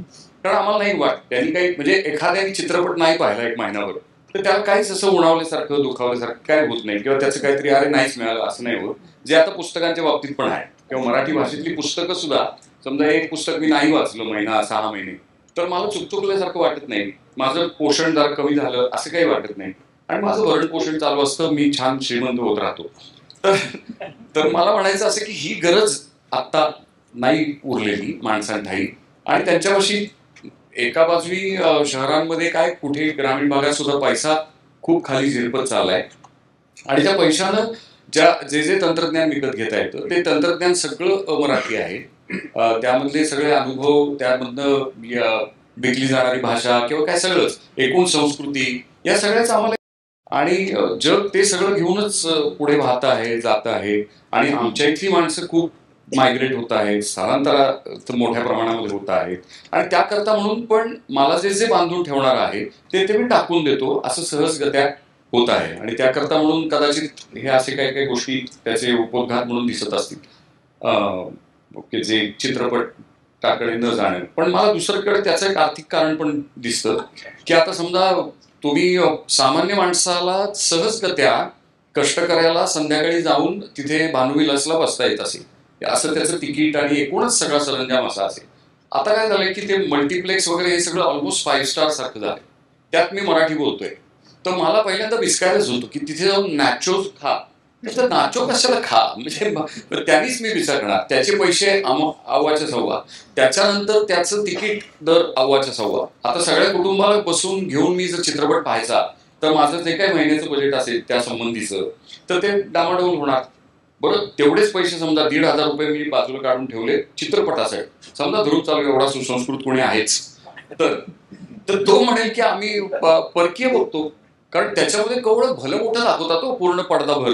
तुम्ही काय इथे 4 खोलीतलं इथलंच दाखवणार कवठे महांकाळचं. आम्ही कशाला ते पैसे वाया घालू, आणि ते आम्ही टीव्हीवर बघू फुकट ते. आणि टीव्ही खरं फुकट नसतो, पण ते अनेक आमच्या ज्या मिसकॉन्सेप्ट आहेत, म्हणजे चुकीच्या संकल्पना मराठी माणसांच्या, तसं त्यात आहे की आम्हाला वाटतं फुकट आहे मग टीव्हीवर येऊ द्या. मग मराठी आपल्याला टीव्हीवर उपलब्ध आहेच आहे, बाहेरचे जे उपलब्ध नसतील म्हणजे त्या काय म्हणतात त्याला, त्या ऍप्स ना त्याला, तर त्याच्यात पैसे भरून सबस्क्रिप्शन घेऊन तुम्हाला काही पाहावे लागतात, तर ते तिथं बघण्यापेक्षा ते थिएटरवर जाऊन बघू, त्याचा मोठा अनुभव घेऊ आणि चित्रपट आपलं टीव्हीवर बघून टाकू, या पद्धतीची एक मानसिकता दिसते. त्यामुळे त्याच्यात एक आर्थिक कारण आहे, आणि दुसरं हा सांस्कृतिक व्यवहार पण आहे. तो एलिएनेट करतो, साध्या माणसाला बाहेर टाकतो आणि त्याला म्हणतो की बाबा तू चांगले कपडे घाल, तू भाषा तुझी इंग्रजाळी कर, तुला हे तौर तरीके कळलेले असू दे, कॅफे लाटे म्हणजे काय, ते लाटे म्हणायचे का लाटे म्हणायचे का काय म्हणायचे हे तुला कळलेलं असू दे. आता याने मी बिचकून जातो ना. माझ्या देशात, माझ्या गावात, माझ्या सांस्कृतिक अवकाशामध्ये हा अचानकपणाने उपटसुंबासारखा आलेला व्यवहार मला बाहेर घालतो, आणि म्हणून शहराच्या बाहेर तुम्ही मग वेशीच्या बाहेर जायला लागतात, आणि ही प्रक्रिया जिथे जिथे आर्थिक केंद्र तयार होत आहेत तिथे सगळीकडे दिसून येते. आता म्हणून घैसास सर जे म्हणले की अर्थाचीच सगळी नाड्या त्या मराठी भाषकांनी हाती घ्याव्या, त्या परत उठून उभं राहावं, त्या एकमेकाला त्यासाठी सहाय्यभूत व्हावं, आणि त्या अर्थानं तसं श्रीमंत व्हावं, आणि त्या श्रीमंतीने सांस्कृतिक दारिद्र्याकडे लक्ष द्यावं, आणि मग आम्हाला सुसंस्कृत समाज म्हणून पण पुन्हा एकदा झाली हवी असं वाटतं. फार छान. म्हणजे त्यांनी आत्ता हो एकदा मी आत्ता ते सहज बोलता बोलता म्हणाले की दोन्ही ही जी मुळात आर्थिक नाडी आहे, ही आर्थिक नाडी उद्योग क्षेत्र जे आहे त्याच्यासाठी त्यांनी स्वतः ती विकसित केलेली आहे. खूपसे मोठमोठे कार्यक्रमांचं आयोजन होत असतं आणि उद्योग स्नेही या सगळ्या गोष्टी घडत असतात. पण मुळात याच्यामध्ये शासनाची भूमिका काय असावी हा एक अत्यंत महत्त्वाचा मुद्दा असतो, कारण शेवटी हे धोरणकर्त्यांच्या हातामध्ये असतं.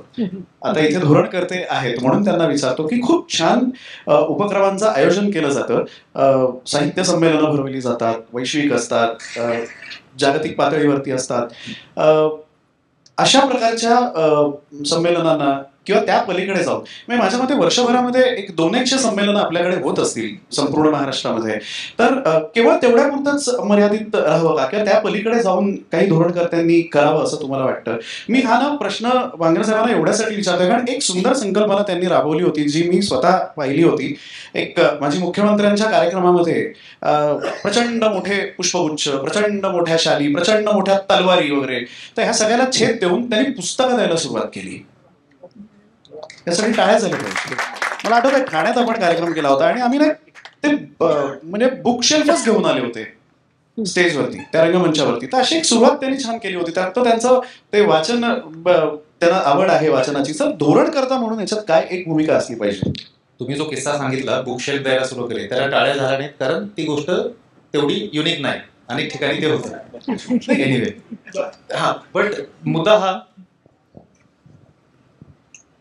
मी अर्थशास्त्र शिकलो आणि अर्थशास्त्रामध्ये MA केलं. तर अर्थशास्त्रामध्ये ॲडम स्मिथ, ज्याला अर्थशास्त्राचा जनक समजलं जातं, त्याची एक अशी फिलॉसॉफी होती की गव्हर्नमेंटने त्याला जे जमतं ते करावं आणि त्याला जमणाऱ्या बाबी फार कमी आहेत आणि तेवढ्यापुरतं मर्यादित राहावं. मला असं वाटतं की हा जो विषय आता बाय द वे गिरीजींनी फार सुंदर मुद्दा मांडला, जो सांस्कृतिक जी आपली गरज आहे आणि ती गरज आपण किती, ती गरज भागावी ह्यासाठी किती उद्देशपूर्ण प्रयत्न करतो किंवा आपण ते विसरत जातो. म्हणजे ते बोलत असताना माझ्या डोक्यात येत होतं की माझे मित्र काही, आता आम्ही समजा सर्व्हिसमध्ये असो तर आमचे मित्र वेगवेगळ्या राज्यातून येतात, तर माझे तमिळ मित्र जे आहेत ते कुठेही गेले तर तमिळ सिनेमा पाहतात. आता मी जानेवारीमध्ये आम्ही ट्रेनिंगला गेलो 1 महिन्याच्या मसुरीला, तिथे ते तमिळ सिनेमा पाहत होते. आपल्या डोक्यात येणार नाही की आपण मराठी सिनेमा पाहावा. आणि आता हे का होतं आणि हे होऊ नये यासाठी काय करायचं ह्याच्यासाठी वेगळा परिसंवाद लागेल, तो स्वतंत्र भाग. मुद्दा हा आपला जो प्रश्न होता, शासनाकडं हा विषय देणं आणि शासनाच्या माध्यमातून ह्याच्यावरती उत्तर निघेल अशा अपेक्षा बाळगणं मला वैयक्तिक स्तरावरती फार जास्त काही वाटत नाही, कारण शासनाची एक काम करण्याची पद्धत आहे आणि त्याच्याबद्दल मी फार काही नकारात्मक पद्धतीने बोलतोय असं नव्हे, परंतु ही बाबत अशी आहे, याला मला असं वाटतं की हा जो परिसंवाद आहे, समविचारी लोकांनी एकत्र येणं, त्यांनी ह्या गोष्टीची चर्चा करणं आणि ह्या सगळ्या गोष्टी, इंग्रजी कन्सेप्ट आहे ना मेनस्ट्रीमिंग, ह्याला आपण आपल्या रोजच्या जीवनामध्ये ह्या बाबी अधिकाधिक चर्चेल्या जाणं, ह्या माध्यमातून एक एक करून ही गोष्ट जी आहे, जर आपल्याला असं वाटत असेल की हे कुठेतरी मूठभर लोक राहिलेले जे हे बाब करतात आणि ते आपल्याला जास्त लोकांनी करावं असं वाटतं, तर सुरुवात त्याच लोकांनी करायची ना, मूठभर लोकांनी. आणि त्यांनी पुन्हा पुन्हा ह्या गोष्टी, आणि त्याच्यामुळे हा उपक्रम जो आहे त्या दृष्टिकोनातून हा महत्वाचा आहे की या लोकांनी एकत्र येऊन तो करत तर त्याचा गाभा हरवणार नाही. कारण बऱ्याच वेळी शासकीय कामकाज जे असतं ना, त्या शासकीय कामकाजामध्ये तो कुबेर सरांनी शब्द जो वापरला त्यामध्ये काय सर, तो मजकूर, तो मजकूर हरवून जातो आणि तो मग एक टिपिकल पद्धतीने होणार आणि त्याच्यामध्ये मजा नाही करण्यामध्ये. मग एक संमेलन करायचं म्हणून आपण केलं असं, बाय द वे माझं वैयक्तिक मत आहे, एक शासकीय अधिकारी म्हणून नव्हे पण एक नागरिक म्हणून मला असं वाटतं की शासनाच्या माध्यमातून करण्यापेक्षा आणि त्याची वाट पाहत बसण्यापेक्षा आपण स्वतः काय करू शकतो, आपले जे समविचारी लोक आहेत त्यांच्यासोबत आपण काय करू शकतो. आणि हे पण खरं आहे ना की मी माझ्या स्तरावरती जर ती बाब करायला सुरू केली, आणि मग एक उदाहरण म्हणजे मी मगाशी उल्लेख केला की मी 10वी पर्यंत प्रचंड वाचन करत होतो, नंतर मी वाचन बंद केलं. मग मला असं वाटत होतं की वाचणाऱ्या लोकांची संख्या फार कमी आहे, आणि नंतर काही 2020-21 मध्ये कोविडच्या दरम्यान माझी नवी मुंबईला पोस्टिंग होती आणि त्या दरम्यान मी पुन्हा काही कारणांमुळे वाचनाकडे वळलो आणि ते कंटिन्यू केलं. आणि नंतर मला असं वाटायला लागले, अरे अजूनही लोक वाचतात. आपल्या दृष्टिकोनाचा फरक आहे. बऱ्याच वेळी आपण जगाला आपल्या दृष्टिकोनातून बघतो आणि आपण असा समज करून घेतो. त्यामुळे बरोबर आहे, म्हणजे त्याच्यामध्ये आपण वस्तुनिष्ठ राहणं गरजेचं आहे. असा समज करून घ्यायला नको की सगळं सकारात्मकच आहे आणि फार चांगलंच चाललं आहे. जी वस्तुस्थितीची जाणीव झाली पाहिजे, मात्र त्याच्यावर मार्ग काढण्यासाठी आपण आपल्या स्तरावरती आणि आपले समविचारी लोक ह्यांच्या माध्यमातून किती प्रयत्न करू, त्यातून आपल्याला फार पुढे जाता येतं असं मला वाटतं. नक्की, फारच छान. आणि तो उत्तम प्रयत्न जो आहे आज लोकसत्तानी केलेला आहे. मी मगाशी म्हटलं त्याप्रमाणे पुन्हा आता एकदा एका मान्यवरांकडे मी वळतो आणि त्यांना आपण बोलतं करूया. जे जिज्ञासू आणि चिकित्सक म्हणून ओळखले जातात, संवेदनशील आहेच, प्रयोगशील रंगकर्मी आणि अभिनेते म्हणून त्यांची ओळख आहे, असे माननीय अतुल कुलकर्णीजी इथे आहेत. त्यांना मी आमंत्रित करतो. एकदा जोरदार टाळ्या त्यांच्यासाठी झालं पाहिजे. अलीकडेच अतुलजींनी एक लेख लिहिला होता लोकसत्ताला आणि त्यातनं ते व्यक्त झाले होते. आपण नाही प्लीज. तर आपणही व्यक्त व्हावं अशी मी आपल्याला विनंती करेन. एकदा जोरदार टाळ्या त्यांच्यासाठी झालं पाहिजे. मी जरा, मला माहित नव्हतं हे आत्ता करायचंय म्हणून. तर कल्पना साधारण अशी आहे की या पुस्तकामध्ये जो लेख लिहिलाय तो अर्थातच थोडासा दीर्घ आहे, पण त्याचा एक काही भाग मी आता वाचून दाखवतो. हा एडिटेड आहे, तर त्यामुळे साधारण एक 10-12 मिनिटाचंच फक्त वाचन होईल. त्यामुळे या लेखाची जी मी सुरुवात केली आहे त्याच्यामध्ये मी माझ्या 10वी पर्यंतचा जो काळ होता त्याबद्दल लिहिलंय. मुख्यत्वे हे की अर्थातच 10वी पर्यंत माझं मराठी माध्यमामध्ये शिक्षण झालं, पण घरामधली भाषा सुद्धा मराठी होती, वातावरणातली भाषा सुद्धा मराठी होती, अवांतर वाचन मराठीमध्ये होतं, सांस्कृतिक देवाणघेवाण मराठीमध्ये होतं, वगैरे वगैरे. त्यानंतर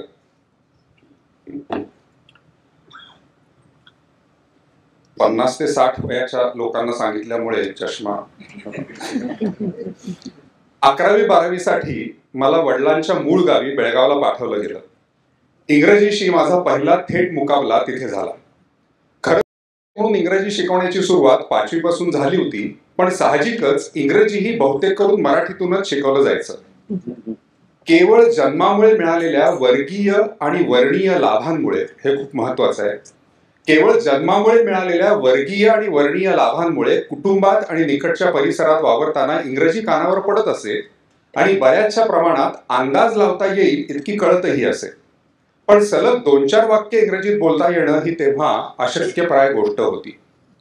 बेळगावात महाविद्यालयातलं माध्यम इंग्रजी, सगळे शिक्षक देखील पूर्णवेळ इंग्रजीतच बोलत, अनेक मुलं मुली कानडी भाषिक. सोलापूरच्या वातावरणात मराठीचा सरसकट असलेला फायदा बेळगावात नव्हता. साहजिकच अनेक स्तरावर मोठ्या अडचणी उभ्या राहिल्या. मी बेळगावात ज्या काका काकूंकडे राहत होतो ते चांगलं इंग्रजी बोलायचे. त्यांनी माझ्या समस्येवर जालीम उपाय शोधला.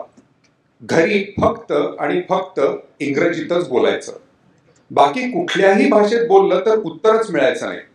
अगदी जेवायच्या टेबलावर सुद्धा संपूर्ण इंग्रजी वाक्यात मागितल्याशिवाय पदार्थ माझ्यापर्यंत पोहोचायचा नाही. रोज इंग्रजी बातम्या ऐकणं, इंग्रजी वर्तमानपत्र वाचणं, तेही मोठ्यांदा, हे व्यायामही जोडीला होतेच. 2 वर्षात अतिव प्रेमानं आणि कष्टानं त्या दोघांनी इंग्रजी माझ्या जिभेवर सडकवली. आता लक्षात येतं की प्रश्न भाषा येण्यापेक्षा भाषा बोलण्याची भीड चेपण्याचा होता, चुका करायला न लाजण्याचा होता. आणखी एक गोष्ट होती जी अतिशय महत्वाची होती.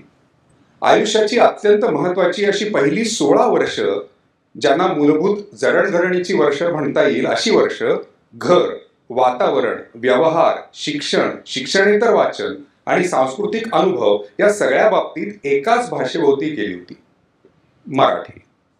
त्यामुळे विचार करणं, विचार मांडणं, ऐकून आणि वाचून दुसरे विचार समजून घेणं, एखाद्या भाषेच्या भोवती निर्माण झालेल्या संस्कृतीची समज येणं, या सगळ्या शक्ती त्या वयाला अपेक्षित आणि आवश्यक तितक्या सशक्त झाल्या होत्या. प्रश्न होता तो फक्त त्या शक्ती इंग्रजी नावाच्या एका नवीन वाहनावर आरोप करण्याचा. त्याच्यानंतर मी राष्ट्रीय नाट्य विद्यालयात शिकायला गेलो दिल्लीला. तिथे माझी कामाची भाषा ही हिंदुस्थानी होती. मला येणारी ही होती जी मराठी हिंदी होती. त्यामुळे परत एकदा, ज्याला इंग्रजीमध्ये अनलर्निंग आणि रिलर्निंग असं म्हणतात, तसं मला परत एकदा हिंदुस्थानी भाषा शिकायला लागली. हिंदी आणि इंग्रजी जिभेवर स्थिरावायला आणि कालांतरानं जिभेवरून विचारात सरकायला मातृभाषेतल्या वर उल्लेख केलेल्या संचयाचा खूप फायदा झाला असं माझं मत आहे, अजूनही होतो आहे. या सगळ्या संदर्भात एक महत्वाची बाब नमूद करायला हवी. इंग्रजी हिंदीची सवय जसजशी होत गेली तसतसं या दोन्ही भाषांमधलं वाचनही वाढत गेलं. वाचणं, ऐकणं, पाहणं वाढलं तशी त्या भाषांच्या अनुषंगानं येणारी त्या भाषांभोवतालची सांस्कृतिक, सामाजिक, साहित्यिक समजही वाढीला लागली. दृष्टिकोन बदलत गेले, विकसित होत गेले, एक्सपोजर वाढलं. एक्सपोजरला मला मराठी शब्द सापडला नाही, खूप प्रयत्न करू नये. आणि ह्याचा माझ्या एकूणच विचारांवर, जगाविषयीच्या आकलनावर तर परिणाम झालाच, पण ओघानं मराठीमध्ये व्यक्त होण्यावर देखील खूप सकारात्मक परिणाम झाला असं माझं निरीक्षण आहे. एका अर्थी इतर भाषांमुळे माझं मातृभाषेतून व्यक्त होणंही सुधारतंय असं मला वाटतं. अभिनयाचा व्यवसाय करायला लागल्यापासून मुद्दाम न ठरवता देखील माझं काम मराठीपेक्षा हिंदी आणि इतर काही भारतीय भाषांमध्ये जास्त झालंय. अर्थातच माझी व्यवसायाची आणि व्यावसायिक परिसराची भाषा मुख्यत्वे इंग्रजी आणि हिंदीच आहे. इंग्रजीत सलग 2 वाक्य बोलू न शकणारा आणि यथातथाच हिंदी बोलणारा मी आता तासनतास त्या भाषांमध्ये बोलतो, मुलाखती आणि भाषणं देतो, लिहितोही. बोलता लिहिताना आता मी विचार देखील त्या भाषेतच करतो. परंतु ह्या सगळ्याला जे कच्चं भांडवल लागतं, म्हणजेच माझ्या कुवतीनुसार मिळवलेली विविध विषयांच्या आकलनाची क्षमता, विचार आणि पृथक्करण करण्याची क्षमता, संवाद साधण्याची क्षमता आणि ह्या सगळ्यातून येणारा आत्मविश्वास, हे फार महत्वाचं आहे असं मला वाटतं. या सगळ्यातून येणारा आत्मविश्वास, हे सगळं भांडवल माझ्या गाठीशी जमा होण्याचं एक कारण कुटुंब, परिसर, शिक्षण, व्यवहार, सांस्कृतिक आकलन वगैरे सगळ्याची भाषा ही एकच होती. कुठल्याही व्यक्तीच्या विकासामध्ये इतर अनेक कारणं देखील अर्थातच असतात, परंतु माझ्या मते योग्य वयातलं भाषा सातत्य हे अत्यंतिक महत्वाच्या कारणांपैकी एक आहे. इंग्रजी ही एक भाषा आहे. गेली अनेक दशकं जागतिक स्तरावर व्यवसाय, समाज व्यवहार, शिक्षण इत्यादी गोष्टींसाठी एक अत्यंत महत्वाचं असं साधन बनली आहे. ह्या आणि इतर अनेक स्थानिक पैलूंसाठी देखील इंग्रजीचं महत्व वादात येत आहे. परंतु इंग्रजी केवळ एक भाषा आहे. इंग्रजी भाषा येण्यासाठी सगळेच विषय इंग्रजीतून शिकले पाहिजेत ह्या गैरसमजातून आपण इंग्रजी हे संपूर्ण शिक्षणाचंच माध्यम करून ठेवलंय. अभिजन वर्गाला आपसुकच मिळालेल्या सामाजिक भांडवलामुळे त्याला इंग्रजीवर लवकर पकड मिळवता आली आणि त्या जोरावर भौतिक भरभराट साधता आली आणि त्यामुळे अभिजानेतर समाजामध्येही शिक्षणाचं माध्यम म्हणून इंग्रजी लोकप्रिय झालं आहे. आणि हे अत्यंत साहजिक आहे. आपल्याकडे जर्मन, फ्रेंच वगैरे भाषा शिकून त्या भाषा अस्खलित बोलत अत्यंत यशस्वी कारकीर्द केलेली कित्येक माणसं आहेत. ती माणसं सगळेच्या सगळे विषय त्या भाषांमधून थोडीच शिकली. ती माणसं फक्त एक भाषा शिकली. ह्या परकीय भाषा शिकवणाऱ्या ज्या मूळ संस्था आहेत त्यांनी कुटुंब आणि परिसरात नसलेली भाषा कशी शिकवायची ह्याच्या यशस्वी शिक्षण पद्धती तयार केल्यात. मॅक्सवेल भवन, अलायन्स फ्रान्सिस वगैरे. ह्याच धर्तीवर संपूर्ण शिक्षणाचंच माध्यम इंग्रजी करण्याचा अट्टहास न करता आणि त्यावर भांडवली खर्च न करता इंग्रजी ही फक्त एक परकीय भाषा म्हणून कशी शिकवायची यावर काम आणि खर्च करणं आवश्यक होतं असं मला वाटतं. उदाहरणार्थ, परकीय भाषा म्हणून इंग्रजी शिकवण्यासाठीचे शास्त्रोक्त अभ्यासक्रम तयार करणं, प्रशिक्षण, पदव्या ह्यांची योजना करून तसे शिक्षक शिक्षिका तयार करणं, त्यांना सगळ्या शाळांमधून केवळ इंग्रजी भाषा शिकण्याच्याच कामासाठी नेमणं असं धोरण आपण अंगीकारलं असतं तर आज तयार झालेली भयावह अर्थात मानली तर परिस्थिती तयार झाली नसती असं मला वाटतं. याला शिक्षण संस्थांचे धोरणकर्ते आणि राजकारणी जबाबदार आहेतच, पण त्याहून जास्त पालक आणि समाज म्हणून आपण सगळे जबाबदार आहोत. लोकांना हवंय म्हणून जनमानसाच्या रेट्यासमोर धोरणकर्ते आणि राज्यकर्ते वेळोवेळी वाकले आहेत आणि मराठी माध्यमांच्या शाळांची हेळसांड झाली आहे असं आपल्या लक्षात येईल. आणि ह्यामुळे दुहेरी नुकसान झालंय. मराठी कमकुवत आणि इंग्रजी कामचलाऊ अशी बहुतेकांची अवस्था झालेली आहे. टाळ्या झाल्याच पाहिजे तशी धमकी नाहीये वारंवार मिळणारी, त्यामुळे नाही वाजवल्या तरी चालेल. सॉरी. या सगळ्यामुळे पुढच्या पिढ्यांना द्यायला आडातच फार कमी पाणी उरतं, शुष्कपणा वाढत जातो आणि कर्कशपणा येत जातो. खरं तर मराठी इंग्रजी इतकाच किंबहुना जास्त स्फोटक असा शैक्षणिक आणि सामाजिक विषय आहे मराठी आणि मराठी. हा अमुकच प्रकारची मराठी शुद्ध का आणि मग इतर सगळ्या मराठी अशुद्ध काय? आदिवासींच्या भाषांचं स्थान काय? त्यांना तर इंग्रजी इतकीच प्रमाण मराठी ही परकी असते, त्यांचं काय करायचं? हे आणि ह्याच्याशी निगडीत अनेक सामाजिक आणि राजकीय विषय हा एक वेगळाच पेटार आहे. तो उघडण्याची जागा नसली तरी तो आहे हे नाकारणं किंवा त्याचं भान न ठेवणं हा मात्र अपराध आहे. संस्कृतीप्रमाणे भाषा ही प्रवाही असते.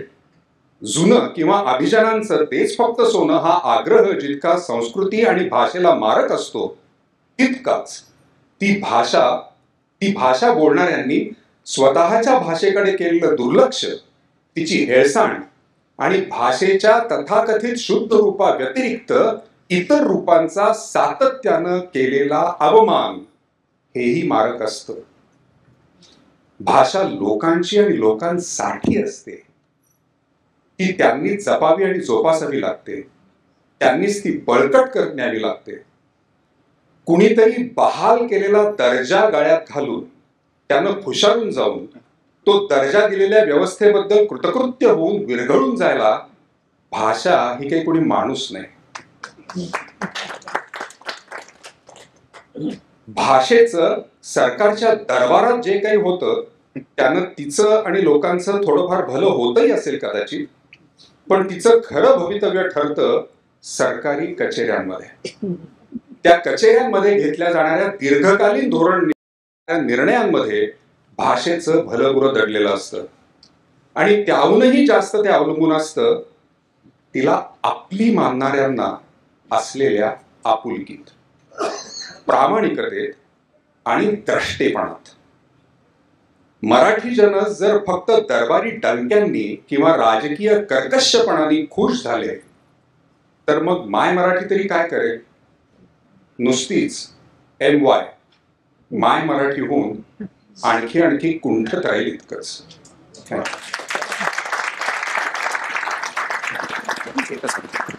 आपल्याला विनंती करतो आपण कृपया इथे आसनस्थ व्हावं. आता जोरदार टाळ्या एकदा सगळ्यांसाठी व्हायला काहीच हरकत नाही. कृपया. हो, मी यानंतर पुन्हा एकदा माननीय गिरीश सरांना विनंती करतो, ते आपल्याला संबोधित करतील. फक्त राहोदने म्हणून 2 किस्से सांगायची तीव्र इच्छा झाली. आळेकर सरांचा थोडासा वेळ घेतोय मी. 2च उदाहरणं देतो. एक, मी आधी इंग्रजी वर्तमानपत्रामध्ये जेव्हा काम करत होतो तेव्हा ते सोडून इथे याची वेळ आली. त्यावेळेला सगळ्यांचं असं ठरलं की एक आपण छान मोठं मस्त एक संध्याकाळ मजा करण्यात घालवायची. मग आम्ही सगळे बदलापूरला बारवी धरण आहे, धरणावरती सरकारी गेस्ट हाऊस आहे, तिथे गेलो आणि जयदीप बोस हा संपादक होता इकॉनॉमिक टाइम्सचा आणि साधारण 98% सगळे सहकारी बंगाली, 2% मल्याळी ज्याला बल्लू माफिया आम्ही म्हणायचो तिथे, आणि एक अर्धा टक्का जो थोडासा राहिला असेल तो एकमेव मराठी होतो. आयोजन माझ्याकडे होतं आणि संध्याकाळी आम्ही 7 वाजता जमलो आणि त्याला जयदीपला जोजो म्हणायचे. जोजो येस्तपर्यंत साधारण 9 वाजणार होते. खोटं वाटलं, मला तो अजूनही काटा येतो अंगावरती. छान मस्त स्विमिंग पूल वगैरे, असं छान वातावरण, जंगल वगैरे. सगळे माझे बंगाली सहकारी रवींद्र संगीत एका सुरात गात बसले. कुणालाही म्हणजे तो पद त्यांची आर्थिक अवस्था, सांस्कृतिक पार्श्वभूमी, पण कुणालाही बंगाली कविता येत नाहीत असं नव्हतं. अतिशय सुंदर कविता त्या तुषार. मला असं वाटतं की असं अशी उत्कटता भाषेविषयीची आपापल्या मनामध्ये असायला हवी. आणि दुसरा नमुना अतुल, लेख मोठा आहे, मी म्हटलं खूप मोठ्या लोक कंटाळतील वाचणं वगैरे असं सगळं. मग लहान करतो अतुल कुलकर्णी, स्वतःच तो लेख लहान केला. 5दा त्यांनी रिहर्सल केली स्वतःच्याच लेखाची. म्हणजे ते जे सादर करायचं ते किती छान असायला हवं, हा त्यातलं तुम्हाला लक्षात आलं असेल. आणि शेवटचा या अतुलच्या भाषणामुळे त्यांच्या खूप गांभीर्य पूर्वक वातावरण तयार झालं असेल. त्याला छेद देणारा पण भाषेच्या प्रेमाचा दाखला देणारा, थोडासा वाह्यात सदृश वाटू शकेल तो किस्सा, पण तो प्रत्यक्ष घडलेला आहे, तो लिहिला गेलेला आहे. आणि ज्याच्याविषयी लिहिला, ज्यांनी लिहिला, यांच्या बाबतीत घडला. त्यांचं नाव लॉर्ड वेबस्टर. त्यांनी डिक्शनरी बनवली. आपल्या सगळ्यांना माहिती, आपण वेबस्टर डिक्शनरी वापरत असतो. तर त्या डिक्शनरी बनवण्यातच त्यांचं आयुष्य गेलं. लग्न करायला खूप उशीर झाला त्यांना आणि त्यांच्या वयामध्ये खूप अंतर होतं. पत्नी आणि वेबस्टर खूप ती लहान होती आणि अशी हे महाशय सतत फक्त शब्दातच गुंतलेले आणि डिक्शनरीच्या कामामध्ये पूर्ण सगळा त्यांचा वेळ गेलेला. घरी काही साधारण लक्ष नव्हतं. तर अशा वेळी होतं ते झालं. आता ते काय झालं वगैरे हा असं काम होतं, सोडून द्या. तर ते एक दिवस काम संपवून लवकर घरी आले. तर मैत्रिणी, बायकोचा एक मित्र घरामध्ये होता आणि ह्याला काहीच कल्पना नव्हती आणि एकदम धक्का बसला त्याने की अरे असं कसं काय. तर हे लवकर घरी आले, साधारण त्यांची घरी यायची वेळ होती काय ठरलेला. तर ते एकदम दुपारी घरी आले. तर तो बायकोचा जो मित्र होता तो पटकन म्हणाला, ओ आय एम सरप्राइज. त्यावर वेबस्टर यांची रिॲक्शन अशी होती की young man, mind your language, you are shock, I am surprise. यानंतर आता प्रकाशनाकडे आपण आधी वळूया आणि मग नंतर सर आपल्याला संबोधित करणार आहेत. जोरदार टाळ्यांनी स्वागत करूया. व्यासपीठावरती मी आमंत्रित करतो. आपल्याला विनंती, आपण इथेच थांबावं व्यासपीठावरती. ज्येष्ठ नाटककार, लेखक आणि दिग्दर्शक माननीय श्री सतीश आळेकर सरांसाठी एकदा जोरदार टाळ्या झाल्या पाहिजे. सरांना विनंती करतो त्यांनी कृपया व्यासपीठावरती यावं. आधी आपण सरांचं स्वागत करणार आहोत. नाही अतुलजी, आपल्याला नाही, प्रकाशनासाठी सुद्धा मी बोलवणारच आहे आपल्याला. आधी आपण सरांचं स्वागत करूया.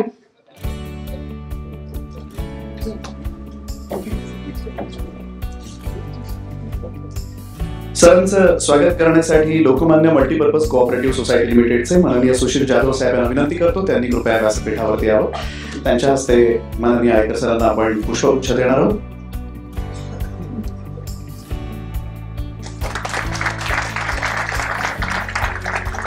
धन्यवाद साहेब. आणि यानंतर कौटिल्य मल्टी क्रिएशनचे माननीय मनोज चौधरी साहेब यांना विनंती करतो त्यांनी कृपया व्यासपीठावरती यावं. त्यांच्या हस्ते आपण माननीय सरांना पुस्तकं भेट घेणार आहोत आणि मग त्यानंतर प्रकाशनाकडे वळूया आपण.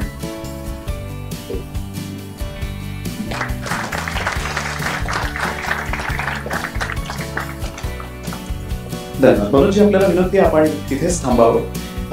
डॉक्टर दातार साहेब, आपल्याला विनंती, आपण सुद्धा कृपया व्यासपीठावरती यावं. जाधव साहेब, आपल्याला विनंती, आपण सुद्धा कृपया व्यासपीठावरती यावं. जोशी सरांना विनंती आहे, सर आपण सुद्धा कृपया व्यासपीठावरती यावं. या सगळ्या मान्यवरांच्या उपस्थितीमध्ये आपण ग्रंथ प्रकाशित करतो आहोत.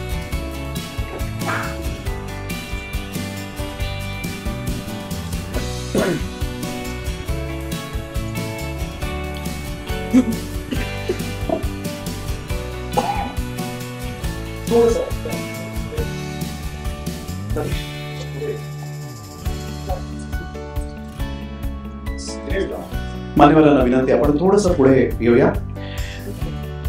ग्रॅव्हिटस फाउंडेशन प्रस्तुत लोकसत्ता प्रकाशित मराठीने घडवलेले ग्रंथाकरिता सहप्रस्तुती कौटिल्य मल्टी क्रिएशन, सहप्रायोजक Magarpatta cities, Bharati Vidyapeeth Pune, Lokmanya multipurpose cooperative society limited.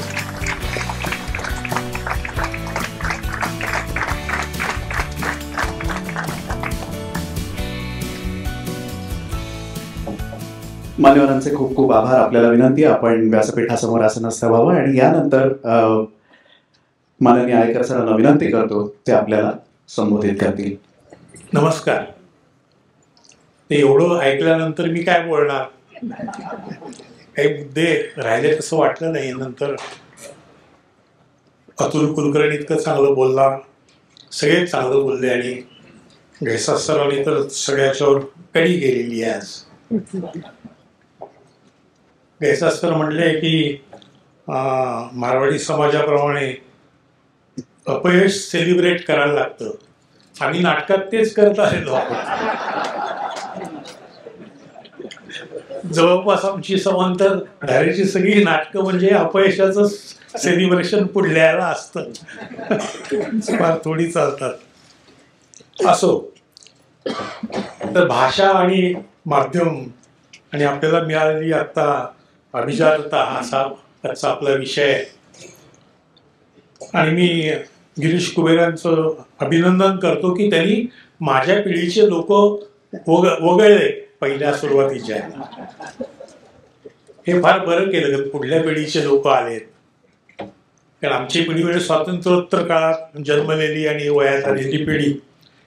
त्याच्यामुळे आमच्या आई वडिलांच्या समोर कुठलाही न्यूनगंड नव्हता कुठल्या शाळेत पाठवायचं. आम्ही शनिवार पेठेत राहताना आमच्या वडिलांनी ठरवलं होतं की घराजवळची शाळा ती सगळ्यात चांगली शाळा. डाव्या बाजूला गेलं की रवणबाग लागायची, तिथं मी गेलो. उजव्या बाजूला गेलं की नुमोई लागायची, तिथं माझा धाकटा भाऊ गेला सुधीर. आणि बहीण ही अहिल्यादेवी हायस्कूलमध्ये गेली. आणि सगळेच माझे आई वडीलही मराठी भाषेतच शिकले होते. मामा मावश्या सगळ्या मराठी भाषेत शिकल्या होत्या. मॉडर्न हायस्कूल नवीन काढल्यानंतर त्याचा पहिल्या बॅचचा मॅट्रिकमध्ये माझा मामा होता, विठ्ठलराव गाडगे. त्याच्यामुळे त्यावेळेला काही असा न्यूनगंड मनात नव्हता की मराठी भाषा काय. परंतु त्या काळात काही समाजामध्ये किंवा काही आमच्या मित्रांमध्ये, ज्येष्ठ मित्रांमध्ये असा प्रश्न आला होता. कारण 2-3 शाळा इंग्रजी होत्या. सेंट ऑर्नेलाज, सेंट विन्सेंट, SSPMS आणि नॅशनल मॉडेल स्कूल या त्यातल्या त्या शाळा होत्या. तर आमचे काही ज्येष्ठ मित्र नंतर झालेले, दिलीप पाडगावकर हा इंग्रजी माध्यमात शिकला. तो तर टाइम्स ऑफ इंडिया मध्ये गेला. तर तो सेंट विन्सेंटचा माजी विद्यार्थी. आणि सुरेश कलमाडीचे वडील, त्यांचा दवाखाना होता पुण्यात गुडलकच्या समोर, तोही सेंट विन्सेंटमध्ये शिकला. सुरेश कलमाडे हे बाकीचे होते. फर्ग्युसन कॉलेजमध्ये गेलो तेव्हा असं लक्षात आलं की आम्ही सगळे स्वातंत्र्योत्तर काळात जन्मलेले हे लोकमान्य टिळक, आगरकर यांनी काढलेल्या शाळेतनं आलेलो आहोत. आणि काँग्रेसच्या पुढाऱ्यांची मुलं मात्र इंग्लिश माध्यमातून आलेली आहेत. म्हणजे उदाहरणार्थ पुण्याचे पहिले महापौर बाबूराव सणस यांची दोन्ही मुलं, सुभाष अजून तो आहे आणि जवाहर जो आमच्या वर्गात होता, तो वारल्यानंतर एका अपघातात गेला. तो बिशप कॉटनमध्ये शिकलेला त्या काळात. आणि त्याचं इंग्लिशचं उत्तम वाचन आउटसाइडर वाचायला आहे त्यांनी सांगितली फर्ग्युसन कॉलेजमध्ये गेल्यानंतर. त्यानंतर जे नगर जिल्ह्यातले लोक येत होते ते पण इंग्लिश माध्यमातून शिकून आलेले. कारण विखे पाटलांनी इंग्लिश माध्यमाची शाळा काढली होती. जे साखर कारखानदार होते त्या साखर कारखानदारांनी जी कॉलेजेस काढली त्याच्याबरोबर इंग्रजी माध्यमाच्या शाळा काढल्या.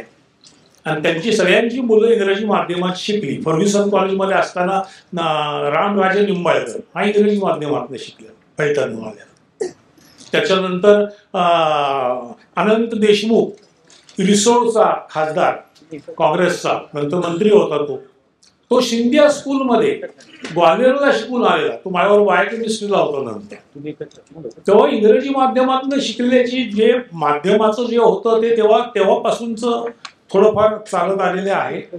परंतु आमच्या वेळेला शिक्षक इतके उत्तम होते, बरेचसे म्हणजे नवीन मराठी शाळेमधले शिक्षक सुद्धा परदेशात जाऊन शिकून आलेले होते.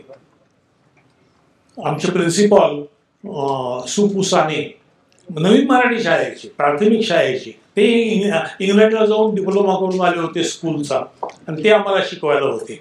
तेव्हा तो मुद्दा नव्हता की आमच्या वेळेला जी 3 लँग्वेजेसचं एक चौकट होती ना, ती त्यातल्या त्यात मला बरी वाटली की सगळी मराठी भाषा ही प्राधान्यानं, त्यानंतर तुम्ही 5वी 6वी मध्ये गेला की हिंदी सुरू व्हायचं, आणि 8वी मध्ये गेलं की इंग्लिश सुरू व्हायचं.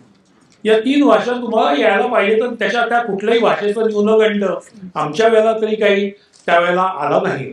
आणि मराठी माध्यमाच्या विषयी एक आपुलकी झाली. मला आठवतंय की माझा फर्ग्युसन कॉलेजमधला मित्र बापू करंदीकर, PD करंदीकर बारामतीचा, तो चीफ सेक्रेटरी झाला आणि रिटायर झाला. तो जेव्हा ट्रेनिंगला IAS ट्रेनिंगला मसुरीला होता, तेव्हा त्यांनी माझ्याकडनं एक झुलता पूल एकांकिका मागून घेतली आणि ती त्यांनी हिंदी भाषेमध्ये तिथं सादर केली होती. किंवा IIT मध्ये जी मुलं जायची ती सगळी मराठी माध्यमातून जायची, पण ती मराठी नाटक करायची. मराठी नाटकाची आवड त्यांना पहिल्यापासून राहिली. असो, तर हा इतिहास झाला. मी माझ्या पिढीबद्दल काही बोलत नाही, पण एक वाटतं की कोणी ज्ञान कुठल्या भाषेत घ्यावं, संवाद कुठल्या भाषेत कसा साधावा, हा खरं तर ज्याचा त्याचा व्यक्तिगत प्रश्न आहे.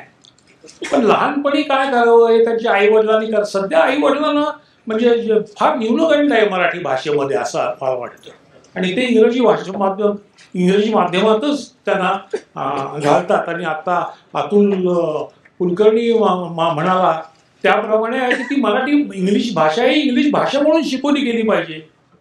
तसा हँगओव्हर का, जसं आपल्याला कॉलोनियल पिरियड झाल्यानंतर जसा इंग्लिश भाषेचा हँगओव्हर आपल्या सगळ्या जीवनावर पडलाय, तसं आता इंग्रज गेल्यानंतर एक हिंदी भाषेचा हँगओव्हर आपल्या भोवती पडलाय असं वाटतं.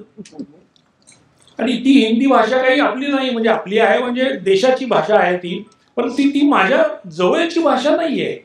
माझी चिंतनाची भाषा, माझी विचार करण्याची भाषा ही मराठीच आहे असं मला वाटतं. तर मग आता करायचं काय, आता अभिजातता झाली पाहिजे असं तर झालेलं आहे. काही उद्या उठून सगळे काही शाळा कॉलेज बंद तर करता येत नाही.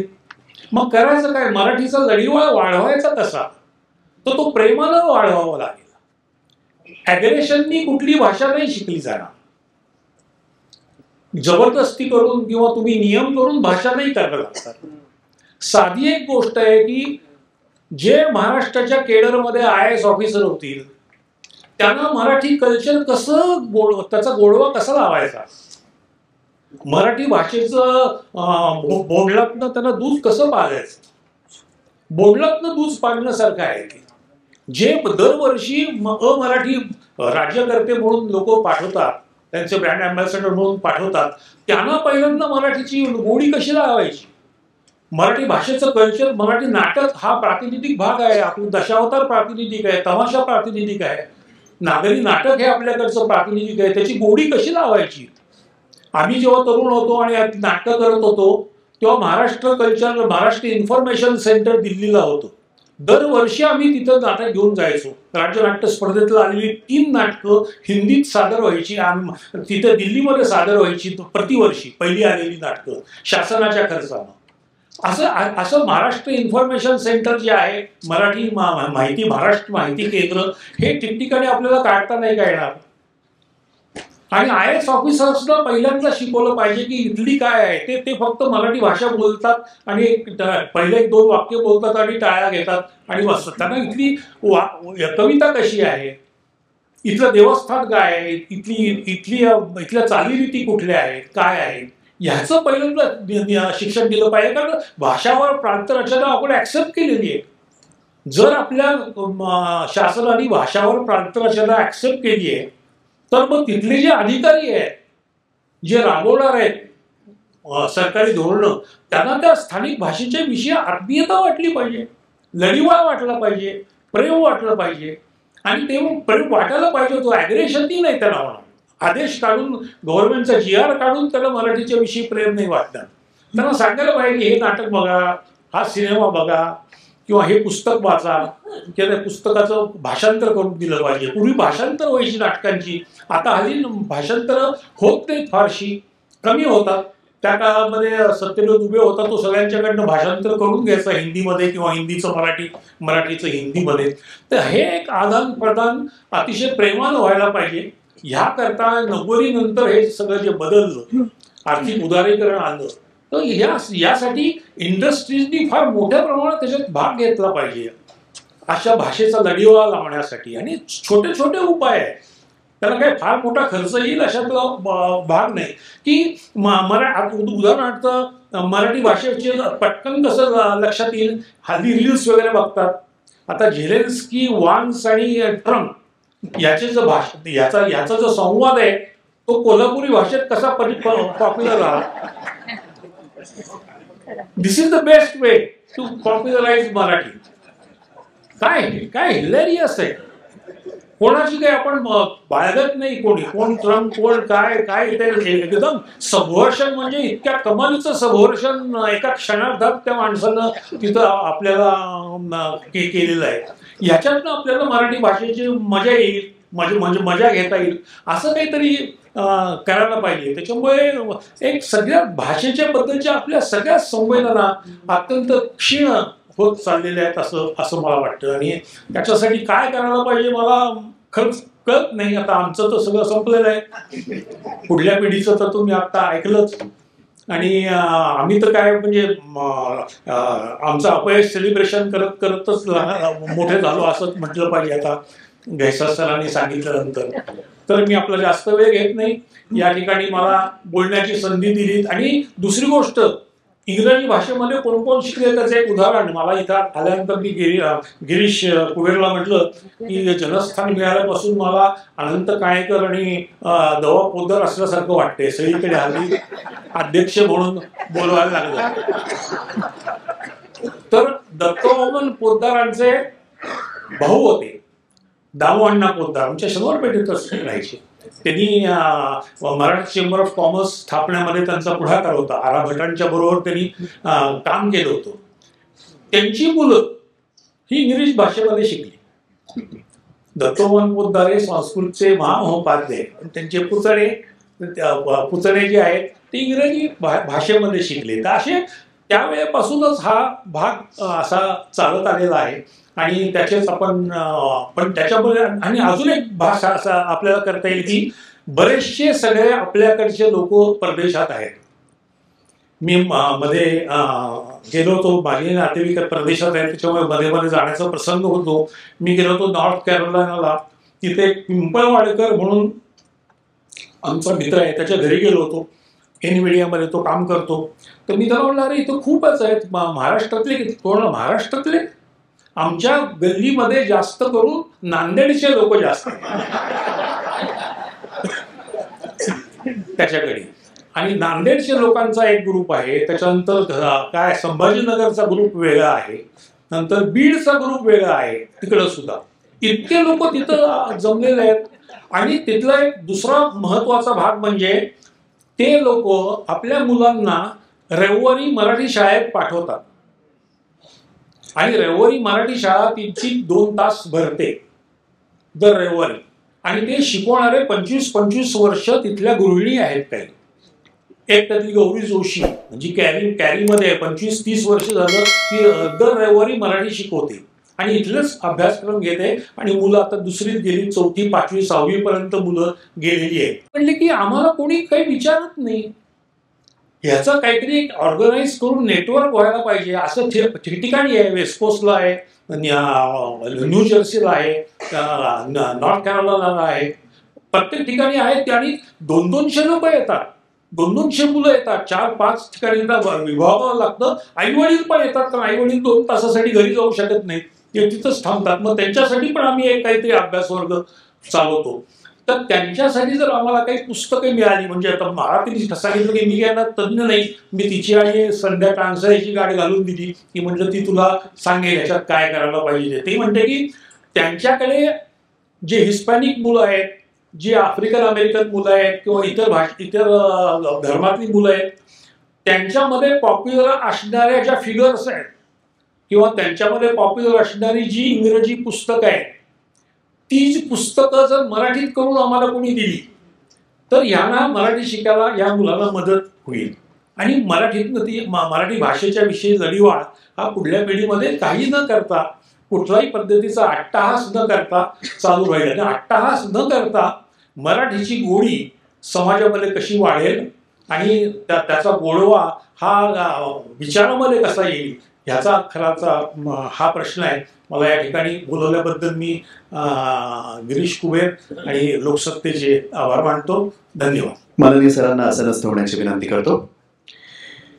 रसिको, लोकसत्ताचे संपादकीय हा खरं तर नेहमीच चर्चेचा विषय असतो. म्हणजे अलीकडच्या काळात महाराष्ट्राचं आणि महाराष्ट्राबाहेर भारताचं प्रबोधन करण्याचं काम हे लोकसत्ताचं संपादकीय करतं असं म्हटलं तर वावगं ठरणार नाही. आता लोकसत्ताचं संपादकीय जितकं प्रसिद्ध आहे आणि चर्चेत आहे तितकंच लोकप्रिय आहे ते माननीय संपादक गिरीश कुबेर सरांचं शनिवारी प्रकाशित होणारं अन्यथा हे सदर. आपण सगळे वाचक आहोत त्याचे. याच अन्यथाचं प्रकाशन आता आपण इथे करणार आहोत आणि माननीय सरांच्या हस्ते ते करणार आहोत. पण त्यासाठी मी आणखीन 2 मान्यवरांना इथे या व्यासपीठावरती आमंत्रित करतो.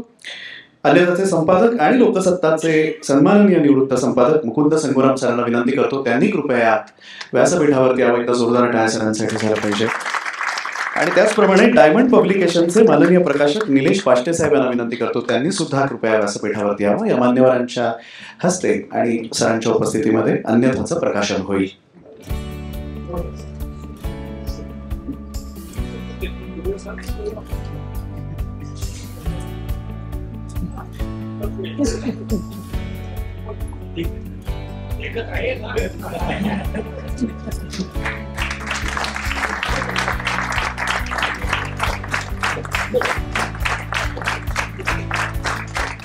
धन्यवाद सर, खूप खूप आभार. हो आता आभार प्रदर्शनाकडे होतो मी. त्यासाठी लोकसत्ताचे सन्माननीय पुणे निवासी संपादक माननीय सिद्धार्थ केळकर सरांना विनंती करतो ते आभार प्रदर्शन करतील. नमस्कार. इतकं सुंदर खरं तर बोललं गेलेलं आहे. त्याच्यानंतर या व्यक्तीचे आभार, त्या व्यक्तीचेही आभार, यांच्याबद्दलही कृतज्ञता आणि त्यांचेही ऋण व्यक्त करतो असं काही वृक्ष मी बोलणार नाही.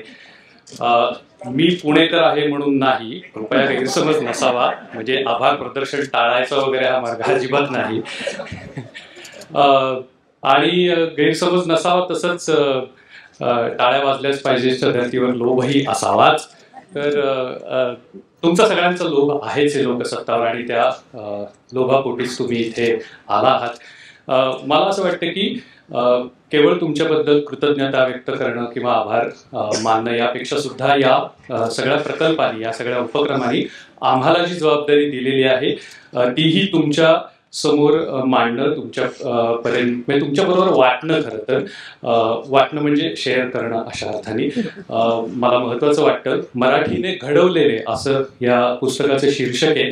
मला आता हा सगळा इथला परिसंवाद आणि नंतर आळेकर सरांचं भाषण ऐकताना असं वाटत होतं की अरे आपण रोज लोकसत्तामध्ये जे काम करतो आणि जो रोज एक अंक प्रकाशित करतो ते एक साहित्यच असतं एक प्रकारे, ज्याला पत्रकारितेमध्ये आम्ही लिटरेचर इन हरी असं म्हणत असतो. तर ते करताना आपली जबाबदारी ही जसं मराठीने घडवलेले जे आहेत त्यांनी त्यांचं मराठीबद्दलचं जे ऋण व्यक्त केलेलं आहे तसं आपण हा अंक लोकांच्या हाती देताना मराठीने वाढवलेले आपण तयार करायची जबाबदारी आपल्याला रोज असते. हे भान या निमित्ताने पुन्हा एकदा जागृत झालं. त्याबद्दल मलाच खरं तर खूप बरं वाटलं की ही एक जाणीव पुन्हा एकदा या प्रकल्पाने आमच्यामध्ये निर्माण झाली. ते म्हणतात ना की दाद देण्याचे तुम्हाला भान आहे, शब्दांची कसोटी आज छान आहे. तर तसंच काहीसं आहे आणि ही शब्दांची कसोटी अशी रोज खेळायला खूप छान वाटते. त्यामुळे औपचारिक आभार वगैरे न मानता सगळ्यांबद्दल अगदी मनापासून कृतज्ञता. आणि इथनं जाताना अगदी थोडेसं 2 ओळी उधार घेऊन खरं तर सगळ्यांना शुभेच्छाही. मला असं वाटतं की संजीवनी मराठ्यांची या कवितेतली ती ओळ आहे. नसेल तर मिलिंद जोशी सर नक्की गुद्दा मारा नंतर पाठीवर की संजीवनी मराठ्यांची ओळ नव्हती, पण मला असं वाटते बहुतेक आहे. त्यांनी एका कवितेत असं म्हटलेलं की भावार्थ जडवलेले हे वृंद अक्षरांचे, शतरंग उधळणारे हे ताटवे रसांचे. अशाच पद्धतीचा हा छान एक संवाद आपला झाला. आणि म्हणून त्या पुढे म्हणतात, तेच पुढे मी म्हणतो की भावार्थ जडवलेले हे वृंद अक्षरांचे, शतरंग उधळणारे हे ताटवे रसांचे, मनमुक्त चालू द्या हो यांच्या सवी विलास, या मैफलीत कोणी राहू नका उदास, या मैफलीत कोणी राहू नका उदास. सर्वांना मनापासून धन्यवाद.